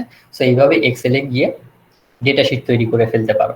সো স্মার্টলি যদি কাজ করতে চাও সেটা এটা করে ফেলতে পারো, এবং প্রত্যেক দিন যখন তুমি ডেটা কালেক্ট করবা সাথে সাথে এই ডেটাটা এক্সেলে কম্পাইল করে ফেলতে পারো। আর যদি তুমি রেখে দাও যে না আমি সব শেষ করে একবারে করব, এটা তোমার জন্য বার্ডেন হয়ে যাবে, পরে আর কাজ করতে ইচ্ছা করবে না। সো স্মার্টলি কাজ করতে চাইলে প্রতিদিন একটা শেষ করে ফেলতে পারো। এরপরে কি কি বিষয়ে ডেটা নিবে এর আগের স্লাইডেও অলরেডি আলোচনা করেছি। সো এখন আমি আরেকটা জিনিস আলোচনা করতে চাই, যে ধরো আমি আগেই যেটা বলেছি যে আমার 4টা ডিফারেন্ট ট্রিটমেন্ট সেট ছিল এবং 3টা ডিফারেন্ট কাল্টিভার ছিল। এখন আমি যে ডেটাগুলো নিচ্ছি এটা তো কম্বাইন্ড, একটা হচ্ছে L1T1, আমি যে প্ল্যান্ট হাইট নিচ্ছি এটা তো কম্বাইন্ড, কিন্তু আমি কম্পেয়ার করতে চাই ইন্ডিভিজুয়াল প্লান্ট কাল্টিভারের সাথে কাল্টিভার, আবার ইন্ডিভিজুয়াল ট্রিটমেন্টের মধ্যেও কম্পেয়ার করতে চাই। সো আমরা যদি ম্যানুয়ালি যদি করতে চাই যে আমরা এভারেজ ভ্যালু দেখে বলে দিলাম, 3টা রেপ্লিকেশন ছিল, আমি বলে দিলাম যে এই ভ্যালুটার সবচেয়ে ভালো প্লান্ট হাইট পাওয়া গিয়েছে। সো আমি তো কম্বিনেশনটা বললাম, তাহলে আমার ইন্ডিপেন্ডেন্টটা কিভাবে বলবো? সো এটার জন্য ইম্পর্টেন্ট হচ্ছে data analysis. So data analysis করলে তোমাকে ইন্ডিপেন্ডেন্ট এবং কম্বাইন্ড বোথ ডেটা তুমি পেয়ে যাবে। লেটস ফর এক্সাম্পল, যে যখন আমি কাল্টিভার গুলোর মধ্যে কম্পেয়ার করব তখন আমার কম্প্যারিশন কত রকমের হতে পারে। তো দেখো 3 ডিফারেন্ট টাইপস অফ কম্বিনেশন হতে পারে, কম্পেয়ার করতে পারবা। একটা হচ্ছে L1 এর সাথে L2, L2 এর সাথে L3 এবং L3 এর সাথে L1। সো 3টা ডিফারেন্ট কম্বিনেশনে তুমি কম্পেয়ার করতে পারো। একইভাবে এখানে 4টা ডিফারেন্ট কম্বিনেশনে কম্পেয়ার করতে পারো। এখানে আসবে 12টা কম্প্যারিজন। সো এগুলো যদি তুমি কম্পেয়ার করতে যাও তখন তোমাকে অবশ্যই স্ট্যাটিস্টিক্যাল অ্যানালাইসিসটা লাগবে। এখন স্ট্যাটিস্টিক্যাল অ্যানালাইসিসের ক্ষেত্রে যেটা ইম্পর্টেন্ট প্রথম এবং প্রধান, আমি এখানে বলে রাখি যে স্ট্যাটিস্টিক্যাল অ্যানালাইসিস কিন্তু depends on the research area. এখানে রিসার্চ এরিয়া পুরো কমপ্লিটলি ডিপেন্ডস, এবং রিসার্চ ওই কিভাবে কম্পেয়ার করতে চায়, কিভাবে তার ডেটাটাকে দেখাতে চাচ্ছে সেটার উপরে ডিপেন্ড করবে। তো আমি এখানে একটা এক্সাম্পল দিয়েছি যে আমরা জেনারেলি ফিল্ড এক্সপেরিমেন্ট বা আমরা সিআরডি আর সিবিডি ডিজাইনে প্ল্যান্ট সায়েন্সের যে এক্সপেরিমেন্টগুলো জেনারেলি আমাদের ক্যাম্পাসে করে থাকি সেগুলোর ক্ষেত্রে ইম্পর্টেন্ট হচ্ছে অ্যানোভা তৈরি করা, অ্যানোভা অ্যানালাইসিস। অ্যানোভা মিনস হচ্ছে one analysis of variance. So অ্যানোভাটা 2 বা 3 রকমের হতে পারে। সো যদি তুমি তোমার মানে ট্রিটমেন্ট সেট একটা হয়, মানে একটা এক ফ্যাক্টর হয়, তাহলে 1 ওয়ে অ্যানোভা হতে পারে। যদি এরকম বোথ হয় তাহলে 2 ওয়ে অ্যানোভা হতে পারে।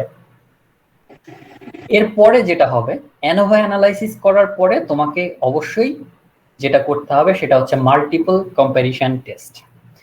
এখন এটা মাল্টিপল কম্প্যারিশন টেস্ট কখন করা হয়? যখন তোমার এই ট্রিটমেন্টের কম্প্যারিজনের সেটটা 3টা হয়ে যাবে, 2টার বেশি হলেই তখনই তোমাকে মাল্টিপল কম্প্যারিশন টেস্টে করতে হবে। আর যদি তোমার এই ক্ষেত্রে কম্বিনেশনটা জাস্ট কম্পেয়ারের জন্য 2টাই হয় তাহলে তোমার এটা মাল্টিপল কম্প্যারিশন টেস্ট না করলেও চলবে। এখন মাল্টিপল কম্প্যারিশন টেস্টের বিভিন্ন রকমের স্ট্যাটিস্টিক্যাল মেথড রয়েছে, যেমন হতে পারে লিস্ট সিগনিফিকেন্ট ডিফারেন্স, ডিএমআরটি, তারপরে হচ্ছে টুকিস টি টেস্ট। সো ডিফারেন্ট রয়ে গেছে। এখন এটা ডিপেন্ড করবে তুমি কোন সফটওয়্যার ইউজ করবা, এবং যে সফটওয়্যার ইউজ করো, যেই মেথডই ইউজ করো সবগুলোই ভায়াবল। জাস্ট তোমাকে রিসার্চ পেপার বা থিসিসে লিখে দিতে হবে যে তুমি এই মেথডটা ইউজ করে মাল্টিপল কম্প্যারিশন টেস্ট করেছো। কারণ এটা তো থিওরিটিক্যাল নলেজ। এখন মাল্টিপল কম্প্যারিশন টেস্ট যদি আমরা করি সেই ক্ষেত্রে আমরা কি ধরনের রেজাল্ট পাই? আমরা সাধারণত রেজাল্ট পাই এরকম। মাল্টিপল কম্প্যারিশন টেস্ট করলে আমরা এটাকে ক্যাটাগরাইজ করে দেয়। মাল্টিপল কম্প্যারিশন টেস্ট ক্যাটাগরাইজ করে দেয় লেটার দিয়ে।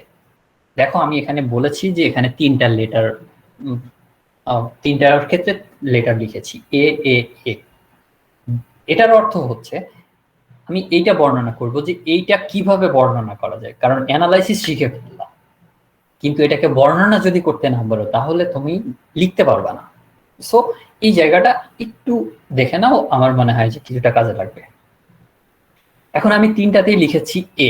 এখন আমার কম্প্যারিশন সেটটা দেখো L1 ভার্সাস L2। তুমি এখানে চিন্তা করো L1 ভার্সাস L2। এখন L1 ভার্সাস L2 এবং L1 এ দেখো লেটার লেখা আছে এ L2 তেও লেখা আছে A, তার অর্থ হচ্ছে তারা একই লেটার শেয়ার করতেছে। তার অর্থ এটাই যে তারা স্ট্যাটিস্টিক্যালি সেম। আবার যদি চিন্তা করো L2 ভার্সাস L3, দেখো তারাও কিন্তু সেম ডেটা শেয়ার করতেছে। এই ক্ষেত্রে দেখো L2 ভার্সাস L3, তার মানে এই ক্ষেত্রে যদিও তারা ভ্যালুগতভাবে ডিফারেন্ট, দেখো L2 28.1 অথচ L3 বলতেছে 23.9, সো ক্লিয়ারলি বোঝা যাচ্ছে যে L2 ভালো, কিন্তু এই ভালো তুমি বললে সায়েন্টিফিক্যালি এটা ভায়াবল না। যখন তুমি এই স্ট্যাটিস্টিক্যাল অ্যানালাইসিস করে দিবা এবং দেখাবা, তখন যেহেতু এরা সেম লেটার শেয়ার করতেছে, বোথ আর শেয়ারিং সেম লেটার, তার মানে এরা স্ট্যাটিস্টিক্যালি সেম, যদিও ভ্যালুগতভাবে ডিফারেন্ট, কিন্তু এরা আসলে ডিফারেন্ট না। সো এই জায়গাটা ইম্পর্টেন্ট। এটা রেজাল্টটা এরকমও হতে পারে। এখন এরকম যদি হয়, সেই ক্ষেত্রে তুমি জাস্ট খালি কম্পেয়ার করবা এইভাবে, L1 ভার্সাস L2, L1 এবং L2 তাদের লেটারটা সেম না, যেহেতু সেম না ডিফারেন্ট, তার মানে স্ট্যাটিস্টিক্যালি এরা ডিফারেন্ট। একইভাবে L2 এবং L3 কে যখন কম্পেয়ার করবা, দেখো তারাও সেম লেটার শেয়ার করছে না, তার অর্থ হচ্ছে যেহেতু সেম লেটার শেয়ার করতেছে না, ডিফারেন্ট, তার অর্থ স্ট্যাটিস্টিক্যালি ডিফারেন্ট। এই রেজাল্টটা যদি তুমি পাও, তখন তুমি বলতে পারবা যে এইটা সায়েন্টিফিক্যালি অথবা significantly higher plant height show করতেছে অথবা হাইয়েস্ট প্ল্যান্ট হাইট শো করতেছে। কিন্তু যদি রেজাল্ট এটা হয়, তাহলে এটা কাউকেই তুমি বেটার বলতে পারবা না, কারণ তারা স্ট্যাটিস্টিক্যালি সেম। আবার যদি চিন্তা করো L3 ভার্সাস L1, দেখো L3 কনসিস্ট করতেছে B এবং L1 কনসিস্ট করতেছে B, তার মানে তারা স্ট্যাটিস্টিক্যালি সেম অর আইডেন্টিক্যাল। আর একটা প্যাটার্ন এরকম হতে পারে, একইভাবে তোমরা এটা চিন্তা করতে পারো, L1 versus L2 both are sharing same letters, that means এটা হচ্ছে স্ট্যাটিস্টিক্যালি আইডেন্টিক্যাল, কিন্তু L2 এবং L3 শেয়ার করতেছে ডিফারেন্ট লেটার, তার অর্থ এরা স্ট্যাটিস্টিক্যালি ডিফারেন্ট। আবার L1 এবং L3 শেয়ার করতেছে ডিফারেন্ট লেটার, দেখো A এবং B, সো L1 এবং L3 স্ট্যাটিস্টিক্যালি ডিফারেন্ট। আরেকটা রেজাল্ট আসতে পারে এরকম। সো এটা সেটা হচ্ছে যে তিনটাই দেখো ডিফারেন্ট লেটার শেয়ার করতেছে, তার অর্থ হচ্ছে যখন তুমি এই দুটাকে কম্পেয়ার করবা, দে আর স্ট্যাটিস্টিক্যালি ডিফারেন্ট। আবার যদি L2 L3 কে কম্পেয়ার করো, তারা সেম লেটার শেয়ার করছে না, তার অর্থ এরাও স্ট্যাটিস্টিক্যালি ডিফারেন্ট। আবার L1 এবং L3 কে যদি কম্পেয়ার করো, দেখো তারা ডিফারেন্ট লেটার শেয়ার করছে, that means B and C, তারাও স্ট্যাটিস্টিক্যালি ডিফারেন্ট। সো এই লেটারগুলো যদি তুমি অ্যানোভা করো এবং স্ট্যাটিস্টিক্যাল অ্যানালাইসিস করো, এটা তোমাকে বের করতে হবে না, অ্যানালাইসিস করলে তার সফটওয়্যারই তোমাকে বলে দিবে যে কোনটার এগেইনস্টে তুমি A লিখবা আর কোনটার এগেইনস্টে B লিখবা। কিন্তু যখন লিখতে যাবা, তখন তোমাকে এই জায়গাটা যদি ক্লিয়ার হও, তাহলে তুমি লিখতে পারবা প্রপারলি। আর একটা রেজাল্ট এরকম আসতে পারে, দেখো আগের রেজাল্ট গুলো থেকে আমরা খুব ক্লিয়ারলি বলতে পারি যে A and B, that means L2 এবং L3 কে যখন কম্পেয়ার করতেছি, তারা স্ট্যাটিস্টিক্যালি ডিফারেন্ট, কারণ সেম লেটার শেয়ার করছে না। কিন্তু এই জায়গাটা একটু কনফিউজিং হতে পারে। সো এই জায়গাটার ক্ষেত্রেও তুমি সিম্পলি চিন্তা করবা যে L1 এবং L2 তারা সেম লেটার আছে কি নাই। দেখো দুইটাতেই A লেটার আছে, B থাকুক আর না থাকুক এটা আগেই চিন্তা করার দরকার নাই। তুমি কম্পেয়ার করবা L1 এবং L2, সো L1 এও A আছে, L2 তেও A রয়ে গিয়েছে, তার অর্থ হচ্ছে দে আর স্ট্যাটিস্টিক্যালি সেম। একইভাবে L2 এবং L3 কে কম্পেয়ার করলে স্ট্যাটিস্টিক্যালি ডিফারেন্ট, কিন্তু L1 এবং L3 কে যখন কম্পেয়ার করবা, জাস্ট দেখবা L3 কনসিস্ট করতেছে B এবং Bটা L1 এও রয়ে গিয়েছে, তার মানে L1 এবং L3 স্ট্যাটিস্টিক্যালি আইডেন্টিক্যাল। আমার মনে হয় এটুকু বুঝলে তোমার বিষয়টা হচ্ছে যে statistically significantly different or identical, এই জায়গাটা ক্লিয়ার হয়ে যাবে। আমি একটা এই থার্ড লাস্ট যে কম্বিনেশন সেটার ক্ষেত্রে আমি বলে দিচ্ছি যে L1 ভার্সাস L2 হচ্ছে statistically identical, L2 versus L3 statistically different এবং L3 versus L1 statistically identical. এরপরে যেটা ইম্পর্টেন্ট সেটা হচ্ছে আমরা রেপ্লিকেশন যে করতেছি, আমি তো থিওরিটিক্যালি বললাম যে এটা আমরা রেপ্লিকেশন দূর করতে হয় ইররটাকে কমানোর জন্য, কিন্তু আমরা কি রেপ্লিকেশনে ধরো একই ট্রিটমেন্টের আমি L1 এর ক্ষেত্রে 3টা রেপ্লিকেশন করেছি, 3টা ডেটা পেয়েছি, আমি কি 3টা ডেটাই আমি ইন্ডিভিজুয়ালি প্রেজেন্ট করব? নো, আমরা প্রেজেন্ট করি জেনারেলি 3টা রেপ্লিকেশনের ডেটাকে এভারেজ করে, এভারেজ ভ্যালুটাকে এইভাবে গ্রাফ অথবা টেবিল, কেউ চাইলে টেবিলেও প্রেজেন্ট করতে পারে। তাহলে আমার রেপ্লিকেশনটা করার দরকার কি? আমি রেপ্লিকেশন, আমরা তো বাঙালি জাতি একটু ডিফারেন্টলি চিন্তা করি, তো আমি চিন্তা করতাম যে আমার তো রেপ্লিকেশনের দরকার না, আমি সিঙ্গেল রেপ্লিকেশনে করবো, আমি লিখে দিব রেপ্লিকেশন করেছি। কিন্তু এটা তো একটা হচ্ছে অনেস্টি, সো অনেস্টি তো আমি সবার কাছে এক্সপেক্ট করতে নাও পারি। সো এই ক্ষেত্রে রেপ্লিকেশনের ডেটাটাও তোমার এই যখন ডেটা প্রেজেন্ট করবা গ্রাফিক্যালি অর টেবিল অনুযায়ী, তখন এই রেপ্লিকেশনের ডেটাটাও তোমার থেকে যায়। সেটা কিভাবে দেখো, যখন গ্রাফ করা হয়, এই গ্রাফটা বেসিক্যালি এভারেজ ডেটা, যেটা আমরা 3টা রেপ্লিকেশন থেকে পেয়েছি। এখন গ্রাফের উপরে একটা বার দেয়া আছে, দেখো প্রত্যেকটাতেই একটা করে বার থাকে, এই বারটার নাম হচ্ছে ইরর বার। এখন ইরর বারটা কি?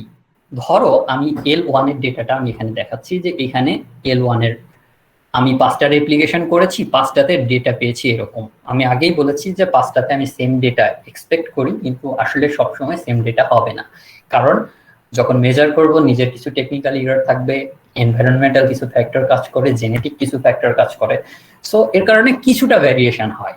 সেটা হলো, দেখো ডেটার রেঞ্জটা দেখো, একটা হতে পারে 2800, 2790, 2830, 2850, 2763। আমি 5টা রেপ্লিকেশনের ডেটা আমি একটা গাছের পেলাম, মানে 5বার আমি গাছটা রেপ্লিকেট করেছি সেম কন্ডিশন দিয়ে। এখন এই ডেটাটাকে যখন আমরা এভারেজ করব, মিন করব, সেই মিন ডেটাটাই তোমার এই বার গ্রাফটাতে তৈরি করার জন্য লাগবে। এরপর স্ট্যাটিস্টিক্যালি তুমি আরো 2টা ফ্যাক্টর এক্সেলেই করতে পারা যায়, এটা সেটা হচ্ছে স্ট্যান্ডার্ড ডেভিয়েশন এবং স্ট্যান্ডার্ড ইরর। এই 2টা তুমি ক্যালকুলেট করে ফেলতে পারবা এই ভ্যালু থেকে। মিন তো এভারেজ আমরা বের করতেই পারবো, সো স্ট্যান্ডার্ড ডেভিয়েশনের একটা ইকুয়েশন আছে যেটা তুমি এক্সেলে ইনসার্ট করে দিলে এই ডেটাগুলো স্ট্যান্ডার্ড ডেভিয়েশন বের করতে পারবা, স্ট্যান্ডার্ড ইররও বের করতে পারবা। সো এই ইরর বারটা তুমি স্ট্যান্ডার্ড ডেভিয়েশন, স্ট্যান্ডার্ড ইরর দিয়েও করতে পারবা। এখন দেখো এখানে রেঞ্জটা কতটুকু, আমার 2763 থেকে আমার 2830 পর্যন্ত, খুব কাছাকাছি ডেটা ছিল। কিন্তু যদি তোমার এই 5টার মধ্যে একটা ডেটা এরকম হয়ে যায় 2200, দেখো সবগুলো 2750 থেকে 2850-এর মধ্যে, কিন্তু একটা খুবই ছোট হয়ে গিয়েছে, সেই ক্ষেত্রে প্রবলেমটা হবে কোথায়? এই ইরর বারটা তখন এরকম লম্বা হয়ে যাবে, অনেক লম্বা হয়ে যাবে। যদি এই ইরর বারটা তুমি বসিয়ে দাও, সেই ক্ষেত্রে এই ইরর বার দেখে আমরা বুঝতে পারবো যে তোমার ডেটাটা কতটুকু রেঞ্জ বা কতটুকু ইরর হয়েছে তোমার ডেটার মধ্যে। সো এই রেপ্লিকেশনটা ইম্পর্টেন্ট, এবং সেই ইম্পর্টেন্ট দেখেই তোমার একজন রিডার অথবা একজন স্পেশালিস্ট বলো বা তোমার ডেটা যে ইভালুয়েট করবে, সে বুঝতে পারবে যে তোমার ডেটাটাতে ইরর কতটুকু আছে, এবং সেই ইররের পরিমাণটা যদি হিউজ হয় তাহলে তোমার ডেটাটাকে ইনভ্যালিড করে দিতে পারে একজন রিভিউয়ার, সো তোমার থিসিসকেও রিজেক্ট করে দিতে পারে একজন রিভিউয়ার। সো এই জায়গাটা জানা থাকা উচিত।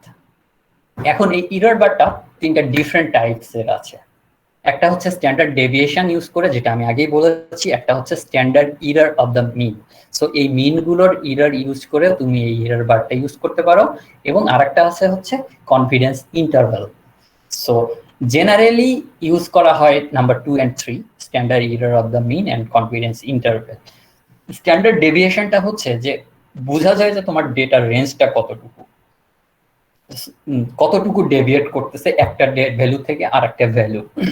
কিন্তু স্ট্যান্ডার্ড ইররটা হচ্ছে তোমার এইটা যখন তুমি ইনক্লুড করবা, এই ডেটাটার মধ্যে স্ট্যান্ডার্ড ডেভিয়েশনটাও ইনক্লুডেড থাকে। সো সায়েন্টিফিক্যালি পপুলার হচ্ছে standard error of the mean এবং কনফিডেন্স ইন্টারভাল। সো আমার পার্সোনাল চয়েস হচ্ছে standard error of the mean. Confidence interval এটা হচ্ছে কি বলে, তোমার লায়াবিলিটি বা তোমার বিশ্বাসযোগ্যতা, গ্রহণযোগ্যতা কতটুকু, এটা বোঝানো হয় কনফিডেন্স ইন্টারভ্যাল। এটা আসলে স্ট্যাটিস্টিক্স তুমি ক্যালকুলেট করতে পারো, অথবা এক্সেলে ডিরেক্টলি কনফিডেন্স ইন্টারভ্যাল 5%, 10% তুমি সরাসরি ইনপুট করে দিতে পারো তোমার ডেটার বেসিসে। কিন্তু আমি এটা কেন ইনক্লুড করেছি, যখন তুমি মাস্টার্সের রিসার্চ প্রেজেন্ট করতে যাবা তখন তুমি কিছু প্রবলেম বা কিছু কথা ফেস করতে পারো। সেই ক্ষেত্রে আমি দেখো দুইটা গ্রিন বার টেনেছি। এই বারের অর্থ হচ্ছে যে এইখানে ইরর বারটা এখানে এই জায়গাতে গ্রিন বারের লেভেলে গিয়ে শেষ হয়ে গিয়েছে, আর এই বারটার ক্ষেত্রে গ্রিন বারটা এই লেভেল শুরু হয়ে যাচ্ছে। এই ক্ষেত্রে কালো যে ইরর বারটা এবং এই ইরর বারটা একটা আর একটার সাথে ওভারল্যাপ হয়নি। সো জেনারেলি অনেকেই বলে যে যদি ইরর বারটা একটা আর একটার সাথে এরকম ওভারল্যাপ না হয়, সেই ক্ষেত্রে ধরো এই ইরর বারটা যদি এই পর্যন্ত হতো তাহলে এই জায়গাটাতে ওভারল্যাপ হয়ে যেত। তো জেনারেলি অনেকেই বলে যে কনফিডেন্স যদি ইরর বারটা ওভারল্যাপ না হয় তাহলে সাধারণত এরা স্ট্যাটিস্টিক্যালি ডিফারেন্ট। সেই ক্ষেত্রে সিগনিফিকেন্স লেভেলের যে গ্রেডিং আমি আগেরটাতে দেখিয়েছি ওটা দরকার পড়ে না। সো এই ইরর বার দেখেই আমরা বলে দিতে পারি। আর যদি এরা একটা আর একটার সাথে ওভারল্যাপ হয়ে যায়, যদি এই ইরর বারটা এই পর্যন্ত হতো তাহলে এরা স্ট্যাটিস্টিক্যালি সেম হয়ে যেত। কিন্তু এই কথাটা আসলে সকল ক্ষেত্রেই ঠিক না। এই কথাটা ঠিক একমাত্র এই কনফিডেন্স ইন্টারভেল ইউজ করে যদি তুমি ইরর বার ইউজ করো তখন তুমি এই লজিকটা দেখাইতে পারো, কিন্তু যদি standard error of the mean use করো তাহলে এই কথাটা ঠিক না। তো এটা জাস্ট আরো একটু ডেপথে গেলে আর একটু ভালো বুঝতে পারবো। আমি এখানে দেখাইতে চাচ্ছি যে কিভাবে ডাটাটাকে প্রেজেন্ট করা যায়। সো আগের যেটা দেখিয়েছি প্যাটার্নটা সেটা হচ্ছে টেবিল আগের স্লাইডে। এবারে হচ্ছে গ্রাফে তুমি হচ্ছে স্ট্যাটিস্টিক্যালি অ্যানালাইসিস করেছো, প্ল্যান্ট হাইটটাকে এভাবে গ্রাফ করেছো। গ্রাফ করে এইভাবে তিনটা different level, that is L1, L2, L3। এখানে হচ্ছে যে তুমি ব্লু বারটাকে চিন্তা করতে পারো L1, orange bar L2 and L3। So statistical analysis করে এখন এই ক্ষেত্রে ইরর বারটা যদি তুমি ইউজ করো standard error of the mean, এইটা যদি ইউজ করো তাহলে তোমাকে অবশ্যই এই অ্যানালাইসিসের গ্রেডিংটা তোমাকে অবশ্যই দেখাইতে হবে যে A B C or blah blah blah. So এই ক্ষেত্রে এভাবে তুমি প্রেজেন্ট করতে পারো। আর যদি গ্রাফ তৈরি করো এবং কনফিডেন্স ইন্টারভেল ইউজ করে এই ইরর বারটা তৈরি করো তখন এই গ্রেডিংটা না দিলেও চলবে। সো এটা ডিপেন্ড করবে। কিন্তু যেটাই তুমি ইউজ করো, স্ট্যান্ডার্ড ইরর ইউজ করো আর কনফিডেন্স ইন্টারভেল ইউজ করো, তোমার বোধ ক্ষেত্রেই তোমার লিখে দিতে হবে যে তোমার এই ইরর বারটা আসলে কোনটা, standard error of the mean or confidence. আরেকটা ভাবে প্রেজেন্ট করা যেতে পারে যে আমার ধরো তিনটা কার্ডিবার আছে L1, L2, L3। আমি তিনটার ডেটাই নিয়েছি L1, L2, L3, কিন্তু আমি এই L3টাকে কম্প্যারিশনের আওতায় আনতে চাচ্ছি না। আমি শুধু কম্পেয়ার করতে চাচ্ছি L1 এবং L2, কারণ L2 আমি ভালো রেজাল্ট পেয়েছি এবং L1 কে ধরো আমি একটা কন্ট্রোল, তোমার কন্ট্রোলের সাথে আমি সবচেয়ে বেস্ট রেজাল্টটা কম্পেয়ার করবো। আমার এটা দরকার না, এটা মিডিয়াম কোয়ালিটির, সো আমার এটা দরকার নেই। তো আমার কন্ট্রোল আসছে এটা এবং বেস্ট রেজাল্ট আসছে এটা। সেই ক্ষেত্রে তখন আর এই লেটার দিয়ে তোমার দরকার না, যেহেতু এখানে তোমার দুইটা, আমি আগেই বলেছি আগেরটা হচ্ছে মাল্টিপল কম্পারিশন টেস্ট, যখন দুইটার অধিক হয়ে যাবে। এই ক্ষেত্রে হচ্ছে তোমার একটা, তো এই ক্ষেত্রে তোমার আর মাল্টিপল কম্পারিশন টেস্ট দরকার নেই। সেই ক্ষেত্রে তুমি জেনারেলি টি টেস্ট করে ফেলতে পারবা এবং টি টেস্টটা খুব সহজ। তুমি অনলাইনে সার্চ দিবা যে অনলাইন টি টেস্ট ক্যালকুলেটর, গুগলে সার্চ দিবে, বহু ক্যালকুলেটর পেয়ে যাবা। তো ওখানে গিয়ে ইনপুট করে দিলেই তুমি এরকম সিগনিফিকেন্ট অর নন সিগনিফিকেন্ট রেজাল্টটা পেয়ে যাবা। সো টি টেস্টটা খুব ইজি। এখন এই টি টেস্টটা শুধু টি টেস্ট না, মাল্টিপল কম্পারিশন টেস্টও আমরা ডিফারেন্ট লেভেল অফ সিগনিফিকেন্সে করে থাকি, 1%, 5% এন্ড 10%, এই তিনটাই জেনারেলি করা হয়। তো মোস্ট অফ দ্য রিসার্চারদের ফার্স্ট চয়েস হচ্ছে 5%। তো 5%এই জেনারেলি করা হয়। কিন্তু যখন তুমি দুইটার মধ্যে কম্পেয়ার করো, তুমি একটা ডেটা অ্যানালাইসিস 5%এও করতে পারো। আবার যদি মনে করো না আমি তিনটা ডিফারেন্ট লেভেল অফ সিগনিফিকেন্সেরই অ্যানালাইসিস করে শো করতে পারি, তাহলে ইউজ করো 1 star, 2 star, 3 star. 1 star means ধরো 10%, 2 স্টার অর্থ হচ্ছে 5%, 3 স্টার অর্থ 1%। এটা জাস্ট তুমি কোনটা স্টার অর্থ কি এটা জাস্ট লিখে দিলেই হয়ে যাবে। জেনারেলি মানে 1% সিঙ্গেল স্টার বলা, সরি 1% ট্রিপল স্টার বলা হয়, 5% ডাবল স্টার এন্ড 10% যদি তিনটা ইউজ করো। এটা হলো জেনারেল থিঙ্কিং। আর একটা অপশন আছে যে তুমি দুইটা ডিফারেন্ট ওয়েতেই কম্পেয়ার করতে চাও, তুমি এই তিনটা লেভেলের মধ্যেই কম্পেয়ার করতে চাও, অথবা এবং সেই সাথে বেস্ট এবং ওর্স এর মধ্যেও কন্ট্রোলের সাথেও কম্পেয়ার করতে চাও, তখন তুমি বোথ অ্যানালাইসিসই করে ফেলতে পারো। সো এইভাবে ডিফারেন্ট ওয়েতে ডেটাকে প্রেজেন্ট করা যেতে পারে। এর পরবর্তীতে আসবা যখন তোমার ডেটা অ্যানালাইসিস শেষ হয়ে যাবে, ডেটা প্রেজেন্টেশন কিভাবে করবা সেটার প্রসেস হয়ে যাবে, তখন তোমাকে থিসিস রাইটিং এর কাজে হাত দিতে হবে। কারণ রাইটিং এর ক্ষেত্রে আসলে এটা নিয়েই একটা 1.5-2 ঘন্টা কথা বলা যায় বা এরও বেশি কথা বলা যায়, বহু কথা বলার অপশন আছে। আমি ইনিশিয়ালি 2-3টা জায়গা তোমাদেরকে বলে দিচ্ছি যেগুলো খুবই ইম্পর্টেন্ট এবং প্রাইমারিলি কনসার্ন করতে পারো। প্রথমটা হচ্ছে আমার আমার পার্সোনাল ওপিনিয়ন, প্রথমেই অ্যাবস্ট্রাক্টের নিয়ে মাথা ঘামানোর কোনো দরকারই নেই। অ্যাবস্ট্রাক্ট স্কিপ করে রাখো, এটা একদম রেখে দাও। প্রথম যে কাজটা করবা ইন্ট্রোডাকশন এবং ব্যাকগ্রাউন্ড। এই কাজটা তোমার ডেটা কালেকশন এবং ডেটা অ্যানালাইসিস পর্যন্ত ওয়েট করতে হবে না, এটা তোমার যখন রিসার্চ প্ল্যান এবং মাঠে এক্সপেরিমেন্ট সেট করে ফেলবা তখনই লিখে ফেলতে পারো। সো এটার ক্ষেত্রে প্রথমে তোমাকে কি করতে হবে, বেসিক ইনফরমেশন তোমাকে দিতে হবে। বেসিক ইনফরমেশন তোমার যে রিলেভেন্ট টপিকস সেই টপিকসে দিতে হবে। সে ফর এক্সাম্পল তুমি রাইস নিয়ে কাজ করতেছো, এখন রাইসের ক্ষেত্রে রাইস কি, রাইসের তুমি এই ক্ষেত্রে সাইন্টিফিক নেম দিতে হয় জেনারেলি, তারপরে হচ্ছে রাইস কেন ইম্পর্টেন্ট। সো এই কথাগুলো দিতে হয়। এটা কেন দিতে হয়, যে তোমার ধরো রিসার্চের যে টপিকসটা সেই টপিকসটা তুমি কাজ করতেছো, বাট এই ক্ষেত্রে তোমার ইরিলেভেন্ট ফিল্ডের যদি কোনো রিডার থাকে তারা যেন ইনিশিয়াল ধারণাটা পেয়ে যায়, সেই জন্য তোমাকে ওই বেসিক ইনফরমেশনটা দিতে হয়। এরপরে তুমি প্রবলেমটা কি করেছো, কিভাবে আইডেন্টিফাই করেছো এবং সেটা এক্সিস্টিং লিটারেচারের সাথে ম্যাচ করিয়েছো কিনা বা দেখেছো কিনা সেটা তুমি চিন্তা করে ফেলবা। তারপরে এটার অবজেক্টিভসটা ক্লিয়ার করবা। ইন্ট্রোডাকশন হয়ে গেল। এর পরবর্তী স্টেপটা হচ্ছে review of literature. Review of literature basically কেন লিখতে হয় এটা জানলে তোমার রিভিউ অফ লিটারেচার লেখাটা সহজ হয়ে যায়। যখন সায়েন্টিফিক আর্টিকেলের ক্ষেত্রে যাও রিভিউ অফ লিটারেচারের দরকার হয় না, কারণ আমরা অনলাইনে দ্রুত সার্চ করতে পারি। পোর্টেবল ভার্সন পিডিএফ ফাইল থেকে যখন পড়ে আমরা সার্চ করে নিতে পারি যে তোমার কি সাইটেশন করেছো সেটার আসলে সামারিটা কি। কিন্তু তোমার যখন থিসিসটা আমি পড়তে নিব তখন তুমি একটা ধরো এক্সাম্পল লিখেছো যে salinity reduces plant growth and yield of rice. তো এই ক্ষেত্রে তুমি একজনকে সাইট করেছো, এরকম একজন না। তো এই ক্ষেত্রে এই ব্যক্তির যে বেসিক রিসার্চটা সেই রিসার্চটা কি ছিল সেটা তো আমি জানি না। তুমি ইন্ট্রোডাকশনে লিখেছো এটা, কিন্তু তার রিসার্চটা কি ছিল সেটাকে একটা সামারাইজ করাই হচ্ছে রিভিউ অফ লিটারেচার। সো যখন একটা থিসিস পড়া হয় তখন রিভিউ অফ লিটারেচারটা এই জন্যই দেওয়া হয় যাতে আমার অনলাইনে সাথে সাথে তো সার্চ করা পসিবল না, সো এটা টাইম কনজিউমিং, যাতে আমি ইনিশিয়াল ধারণাটা পেয়ে যেতে পারি যে এই ব্যক্তি বা এদের বেসিক রিসার্চটা কি ছিল। এরপরে রেজাল্টস এবং রেজাল্টস এন্ড আরেকটা পার্ট হচ্ছে মেথোডোলজি। মেথোডোলজি হচ্ছে খুবই easiest part of the this thesis writing. So তুমি কি কি করেছো, কি ট্রিটমেন্ট দিয়েছো সবগুলো লিখে ফেলা। এরপরে হচ্ছে রেজাল্টটাকে লেখা। তুমি গ্রাফ করে ফেলতে পারো, টেবিল করে ফেলতে পারো, সেগুলো তুমি কি রেজাল্ট পেয়েছো সেগুলোকে এক্সপ্লেইন করা।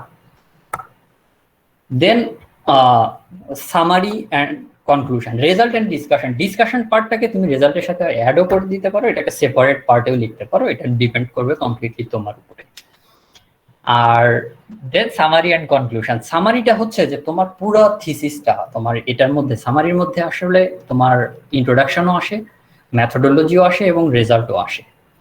এই তিনটা পার্টকে তুমি হচ্ছে একটা কনসাইজ ফর্মে লেখা, যাতে আমি যদি ধরো আমার হাতে সময় নেই, আমি 10 মিনিট বা 15 মিনিট আমি 2 পেজ বা 3 পেজ পড়তে পারবো, এই 3 পেজে আমি টোটাল থিসিসের অ্যাজাম্পশনটা যেন পাই সেটা হচ্ছে সামারি। এন্ড কনক্লুশন, এটা মিক্স করা যাবে না যে সামারি এবং কনক্লুশন সেম। কনক্লুশনটা হচ্ছে তোমার এই রেজাল্টস এর কি ফাইন্ডিংস, দ্যাট মিনস প্রধান যে ফাইন্ডিংস তোমার রেজাল্ট থেকে পেয়েছো সেটা হচ্ছে তোমার কনক্লুশন। আরো কিছু পার্ট আছে, সেটা হচ্ছে রেফারেন্স অ্যাপেন্ডিক্স। সো যদি কখনো সুযোগ হয় বা ইন্টারেস্ট ফিল করো তাহলে হয়তো বা প্রত্যেকটা পার্টি আলাদা আলাদা ভাবে এক্সপ্লেইন করা যাবে। এখন নেক্সট পার্টে আমার কথা এখনকার মতো শেষ, আমি জানি না বোর হয়ে গেছে হয়তো বা অনেকে। সো নেক্সট পার্টে যে কথা বলবে তার জন্য তোমাদেরকে রিকোয়েস্ট করব যে আর সফটওয়্যারটা ডাউনলোড করে নিতে পারো। সেই ক্ষেত্রে তোমরা গুগলে গিয়ে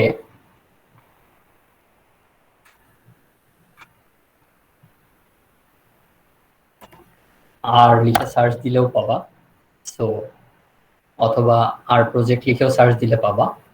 সার্চ দিয়ে এখান থেকে যে কোনো তোমার কম্পিউটারের জন্য সুইটেবল ভার্সনটা ডাউনলোড করে কাইন্ডলি ইনস্টল করে নাও।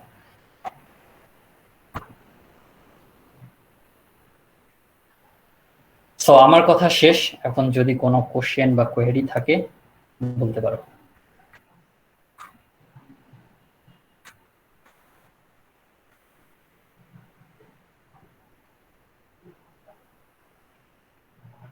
হ্যালো,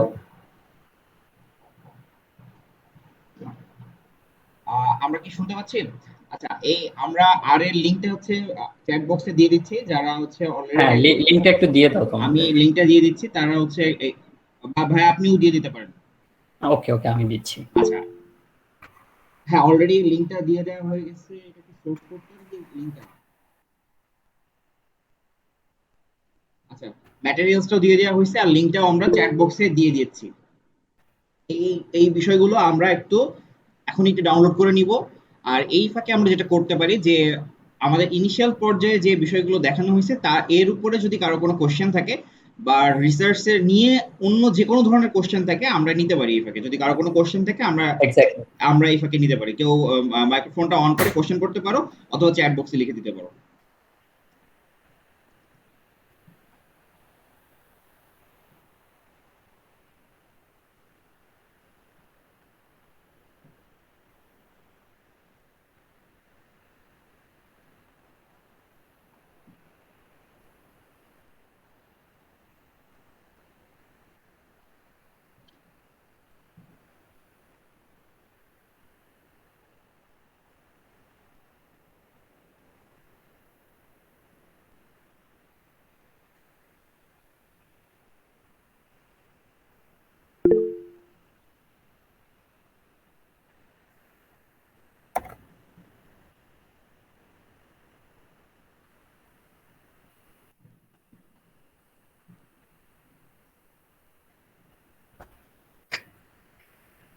আমি কি ক্লোজ করব? কারো কোনো কোশ্চেন নেই?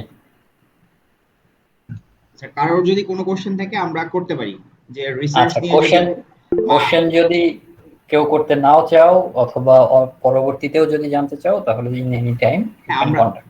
আমরা লিখে রাখতে পারি, পরেও কোশ্চেন করতে পারি, বা পরেও আমাদের কোশ্চেন করতে পারো।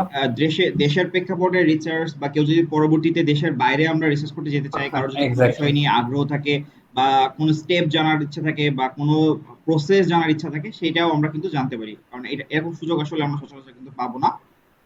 সো কেউ যদি কোনো কোশ্চেন করতে চাও কোশ্চেন করতে পারো।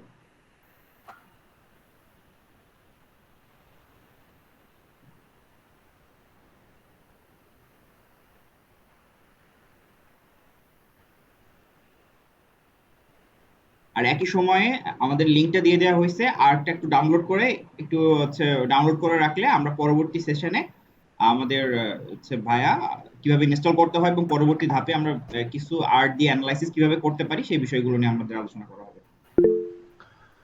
সাকিব, হ্যালো। হ্যাঁ জি ভাই, শুনতে পাচ্ছি। আমার মনে হয় যে হচ্ছে আমরা 15 মিনিটের একটা ব্রেক নেই, আর তার আগে আমি হচ্ছে মানে ডাউনলোড করে ইনস্টল করাটা একটু দেখাই দিই, তাহলে হচ্ছে যারা ডাউনলোড করতে মানে 15 মিনিটের ব্রেকের মধ্যে অনেকে ইনস্টল করে নিতে পারবে। ওকে ওকে, গুড। হ্যাঁ শিওর ভাই। তাহলে হচ্ছে এখন আমাদের একটা ব্রেক থাকবে, কিন্তু ব্রেকের এই যে 15 মিনিটের কথা আমরা বলছি, এই সময়ে আমরা কিভাবে আর্টটা ইনস্টল করব এবং সেটা হচ্ছে স্টেপগুলো হচ্ছে শামীম হোসেন ভাইয়া এখন আমাদেরকে দেখিয়ে দিবেন। আমরা স্টেপগুলো আশা করি ফলো করব এবং এটা যদি আমাদের ইনস্টল আমরা শুরু করে দিব, এন্ড দেন ভাইয়া যখন শুরু করবেন তখন আমরা বিষয়গুলো দেখে নিব।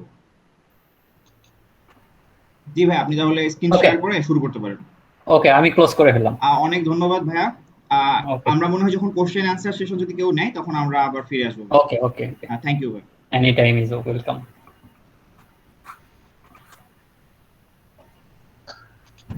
সাজিদ, তুই কি আমার স্ক্রিন দেখতে পাচ্ছিস? পাচ্ছি। জি ভাই, আপনার ওকে, স্ক্রিন আমরা দেখতে পাচ্ছি। আচ্ছা। তো আমরা এই আর্ক্রান ওয়েবসাইটে আসার পরে আসলে সবাই তো উইন্ডোজ ব্যবহার করে, হয়তো অনেকে লিনাক্স বা ম্যাক থাকতে পারে। তো যার যেটা যে মানে কম্পিউটার হার্ডওয়্যার সেই অনুযায়ী এখান থেকে ক্লিক করার পরে তো আমরা 4টা অপশন পাবো। তো আমাদের ক্ষেত্রে আর এর যে বেস, যেটা হচ্ছে বেস, সেটা আমরা হচ্ছে সিলেক্ট করব।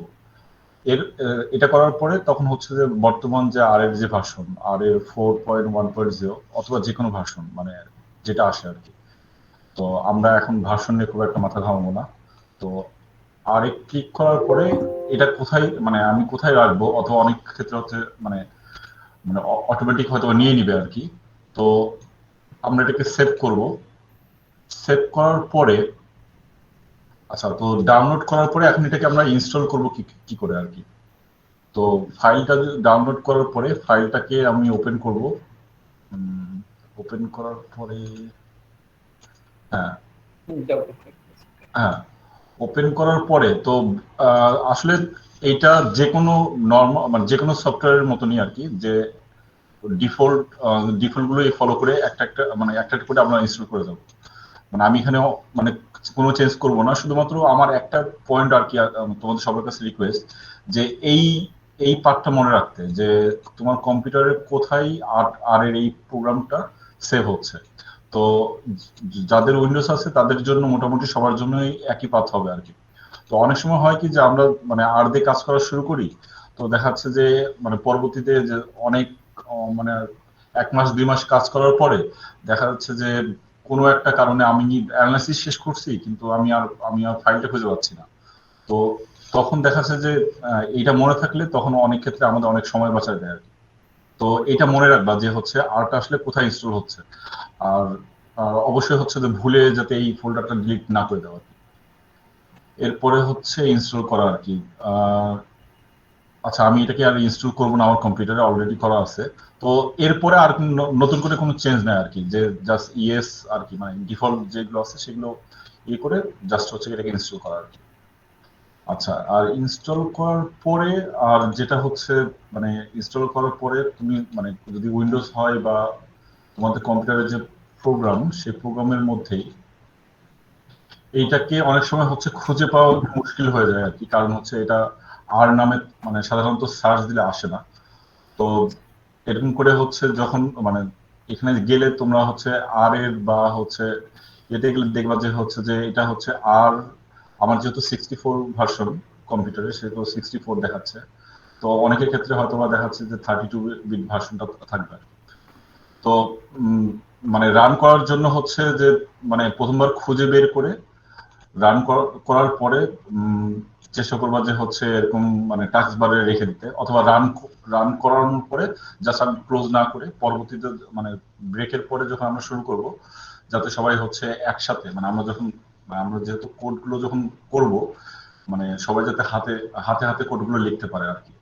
আর কার কোথায় বুঝতে অসুবিধা হচ্ছে সেটা সেটার জন্য মানে মানে একই সময়ে হচ্ছে কোড মানে কোডগুলো লেখার চেষ্টা করলে খুব ভালো হয় আর কি।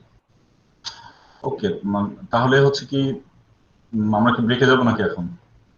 জি ভাই, আমরা এখন ব্রেকে যেতে পারি। আমরা মনে হয় তাহলে 10 মিনিটের ব্রেক আমরা মনে হয় দিতে পারি ভাই এখান থেকে। আমরা কি 9টা 10-এ শুরু করতে পারি, বা আমরা ওকে, 9টা 10-এ মনে হয় শুরু করতে পারি ভাই। আচ্ছা আচ্ছা, ঠিক আছে। তো আমরা তাহলে নেক্সট সেশন আমরা 9টা 10-এ শুরু করব। এর ভেতরে আমরা যেটা করব, আমরা আরটা ইনস্টল করে ফেলবো। আরটা ইনস্টল করে আমরা ওপেন করে রাখবো। এর পরবর্তী ধাপগুলো ভাই আমাদেরকে দেখিয়ে দিবেন। ওকে, ঠিক আছে, থ্যাংক ইউ।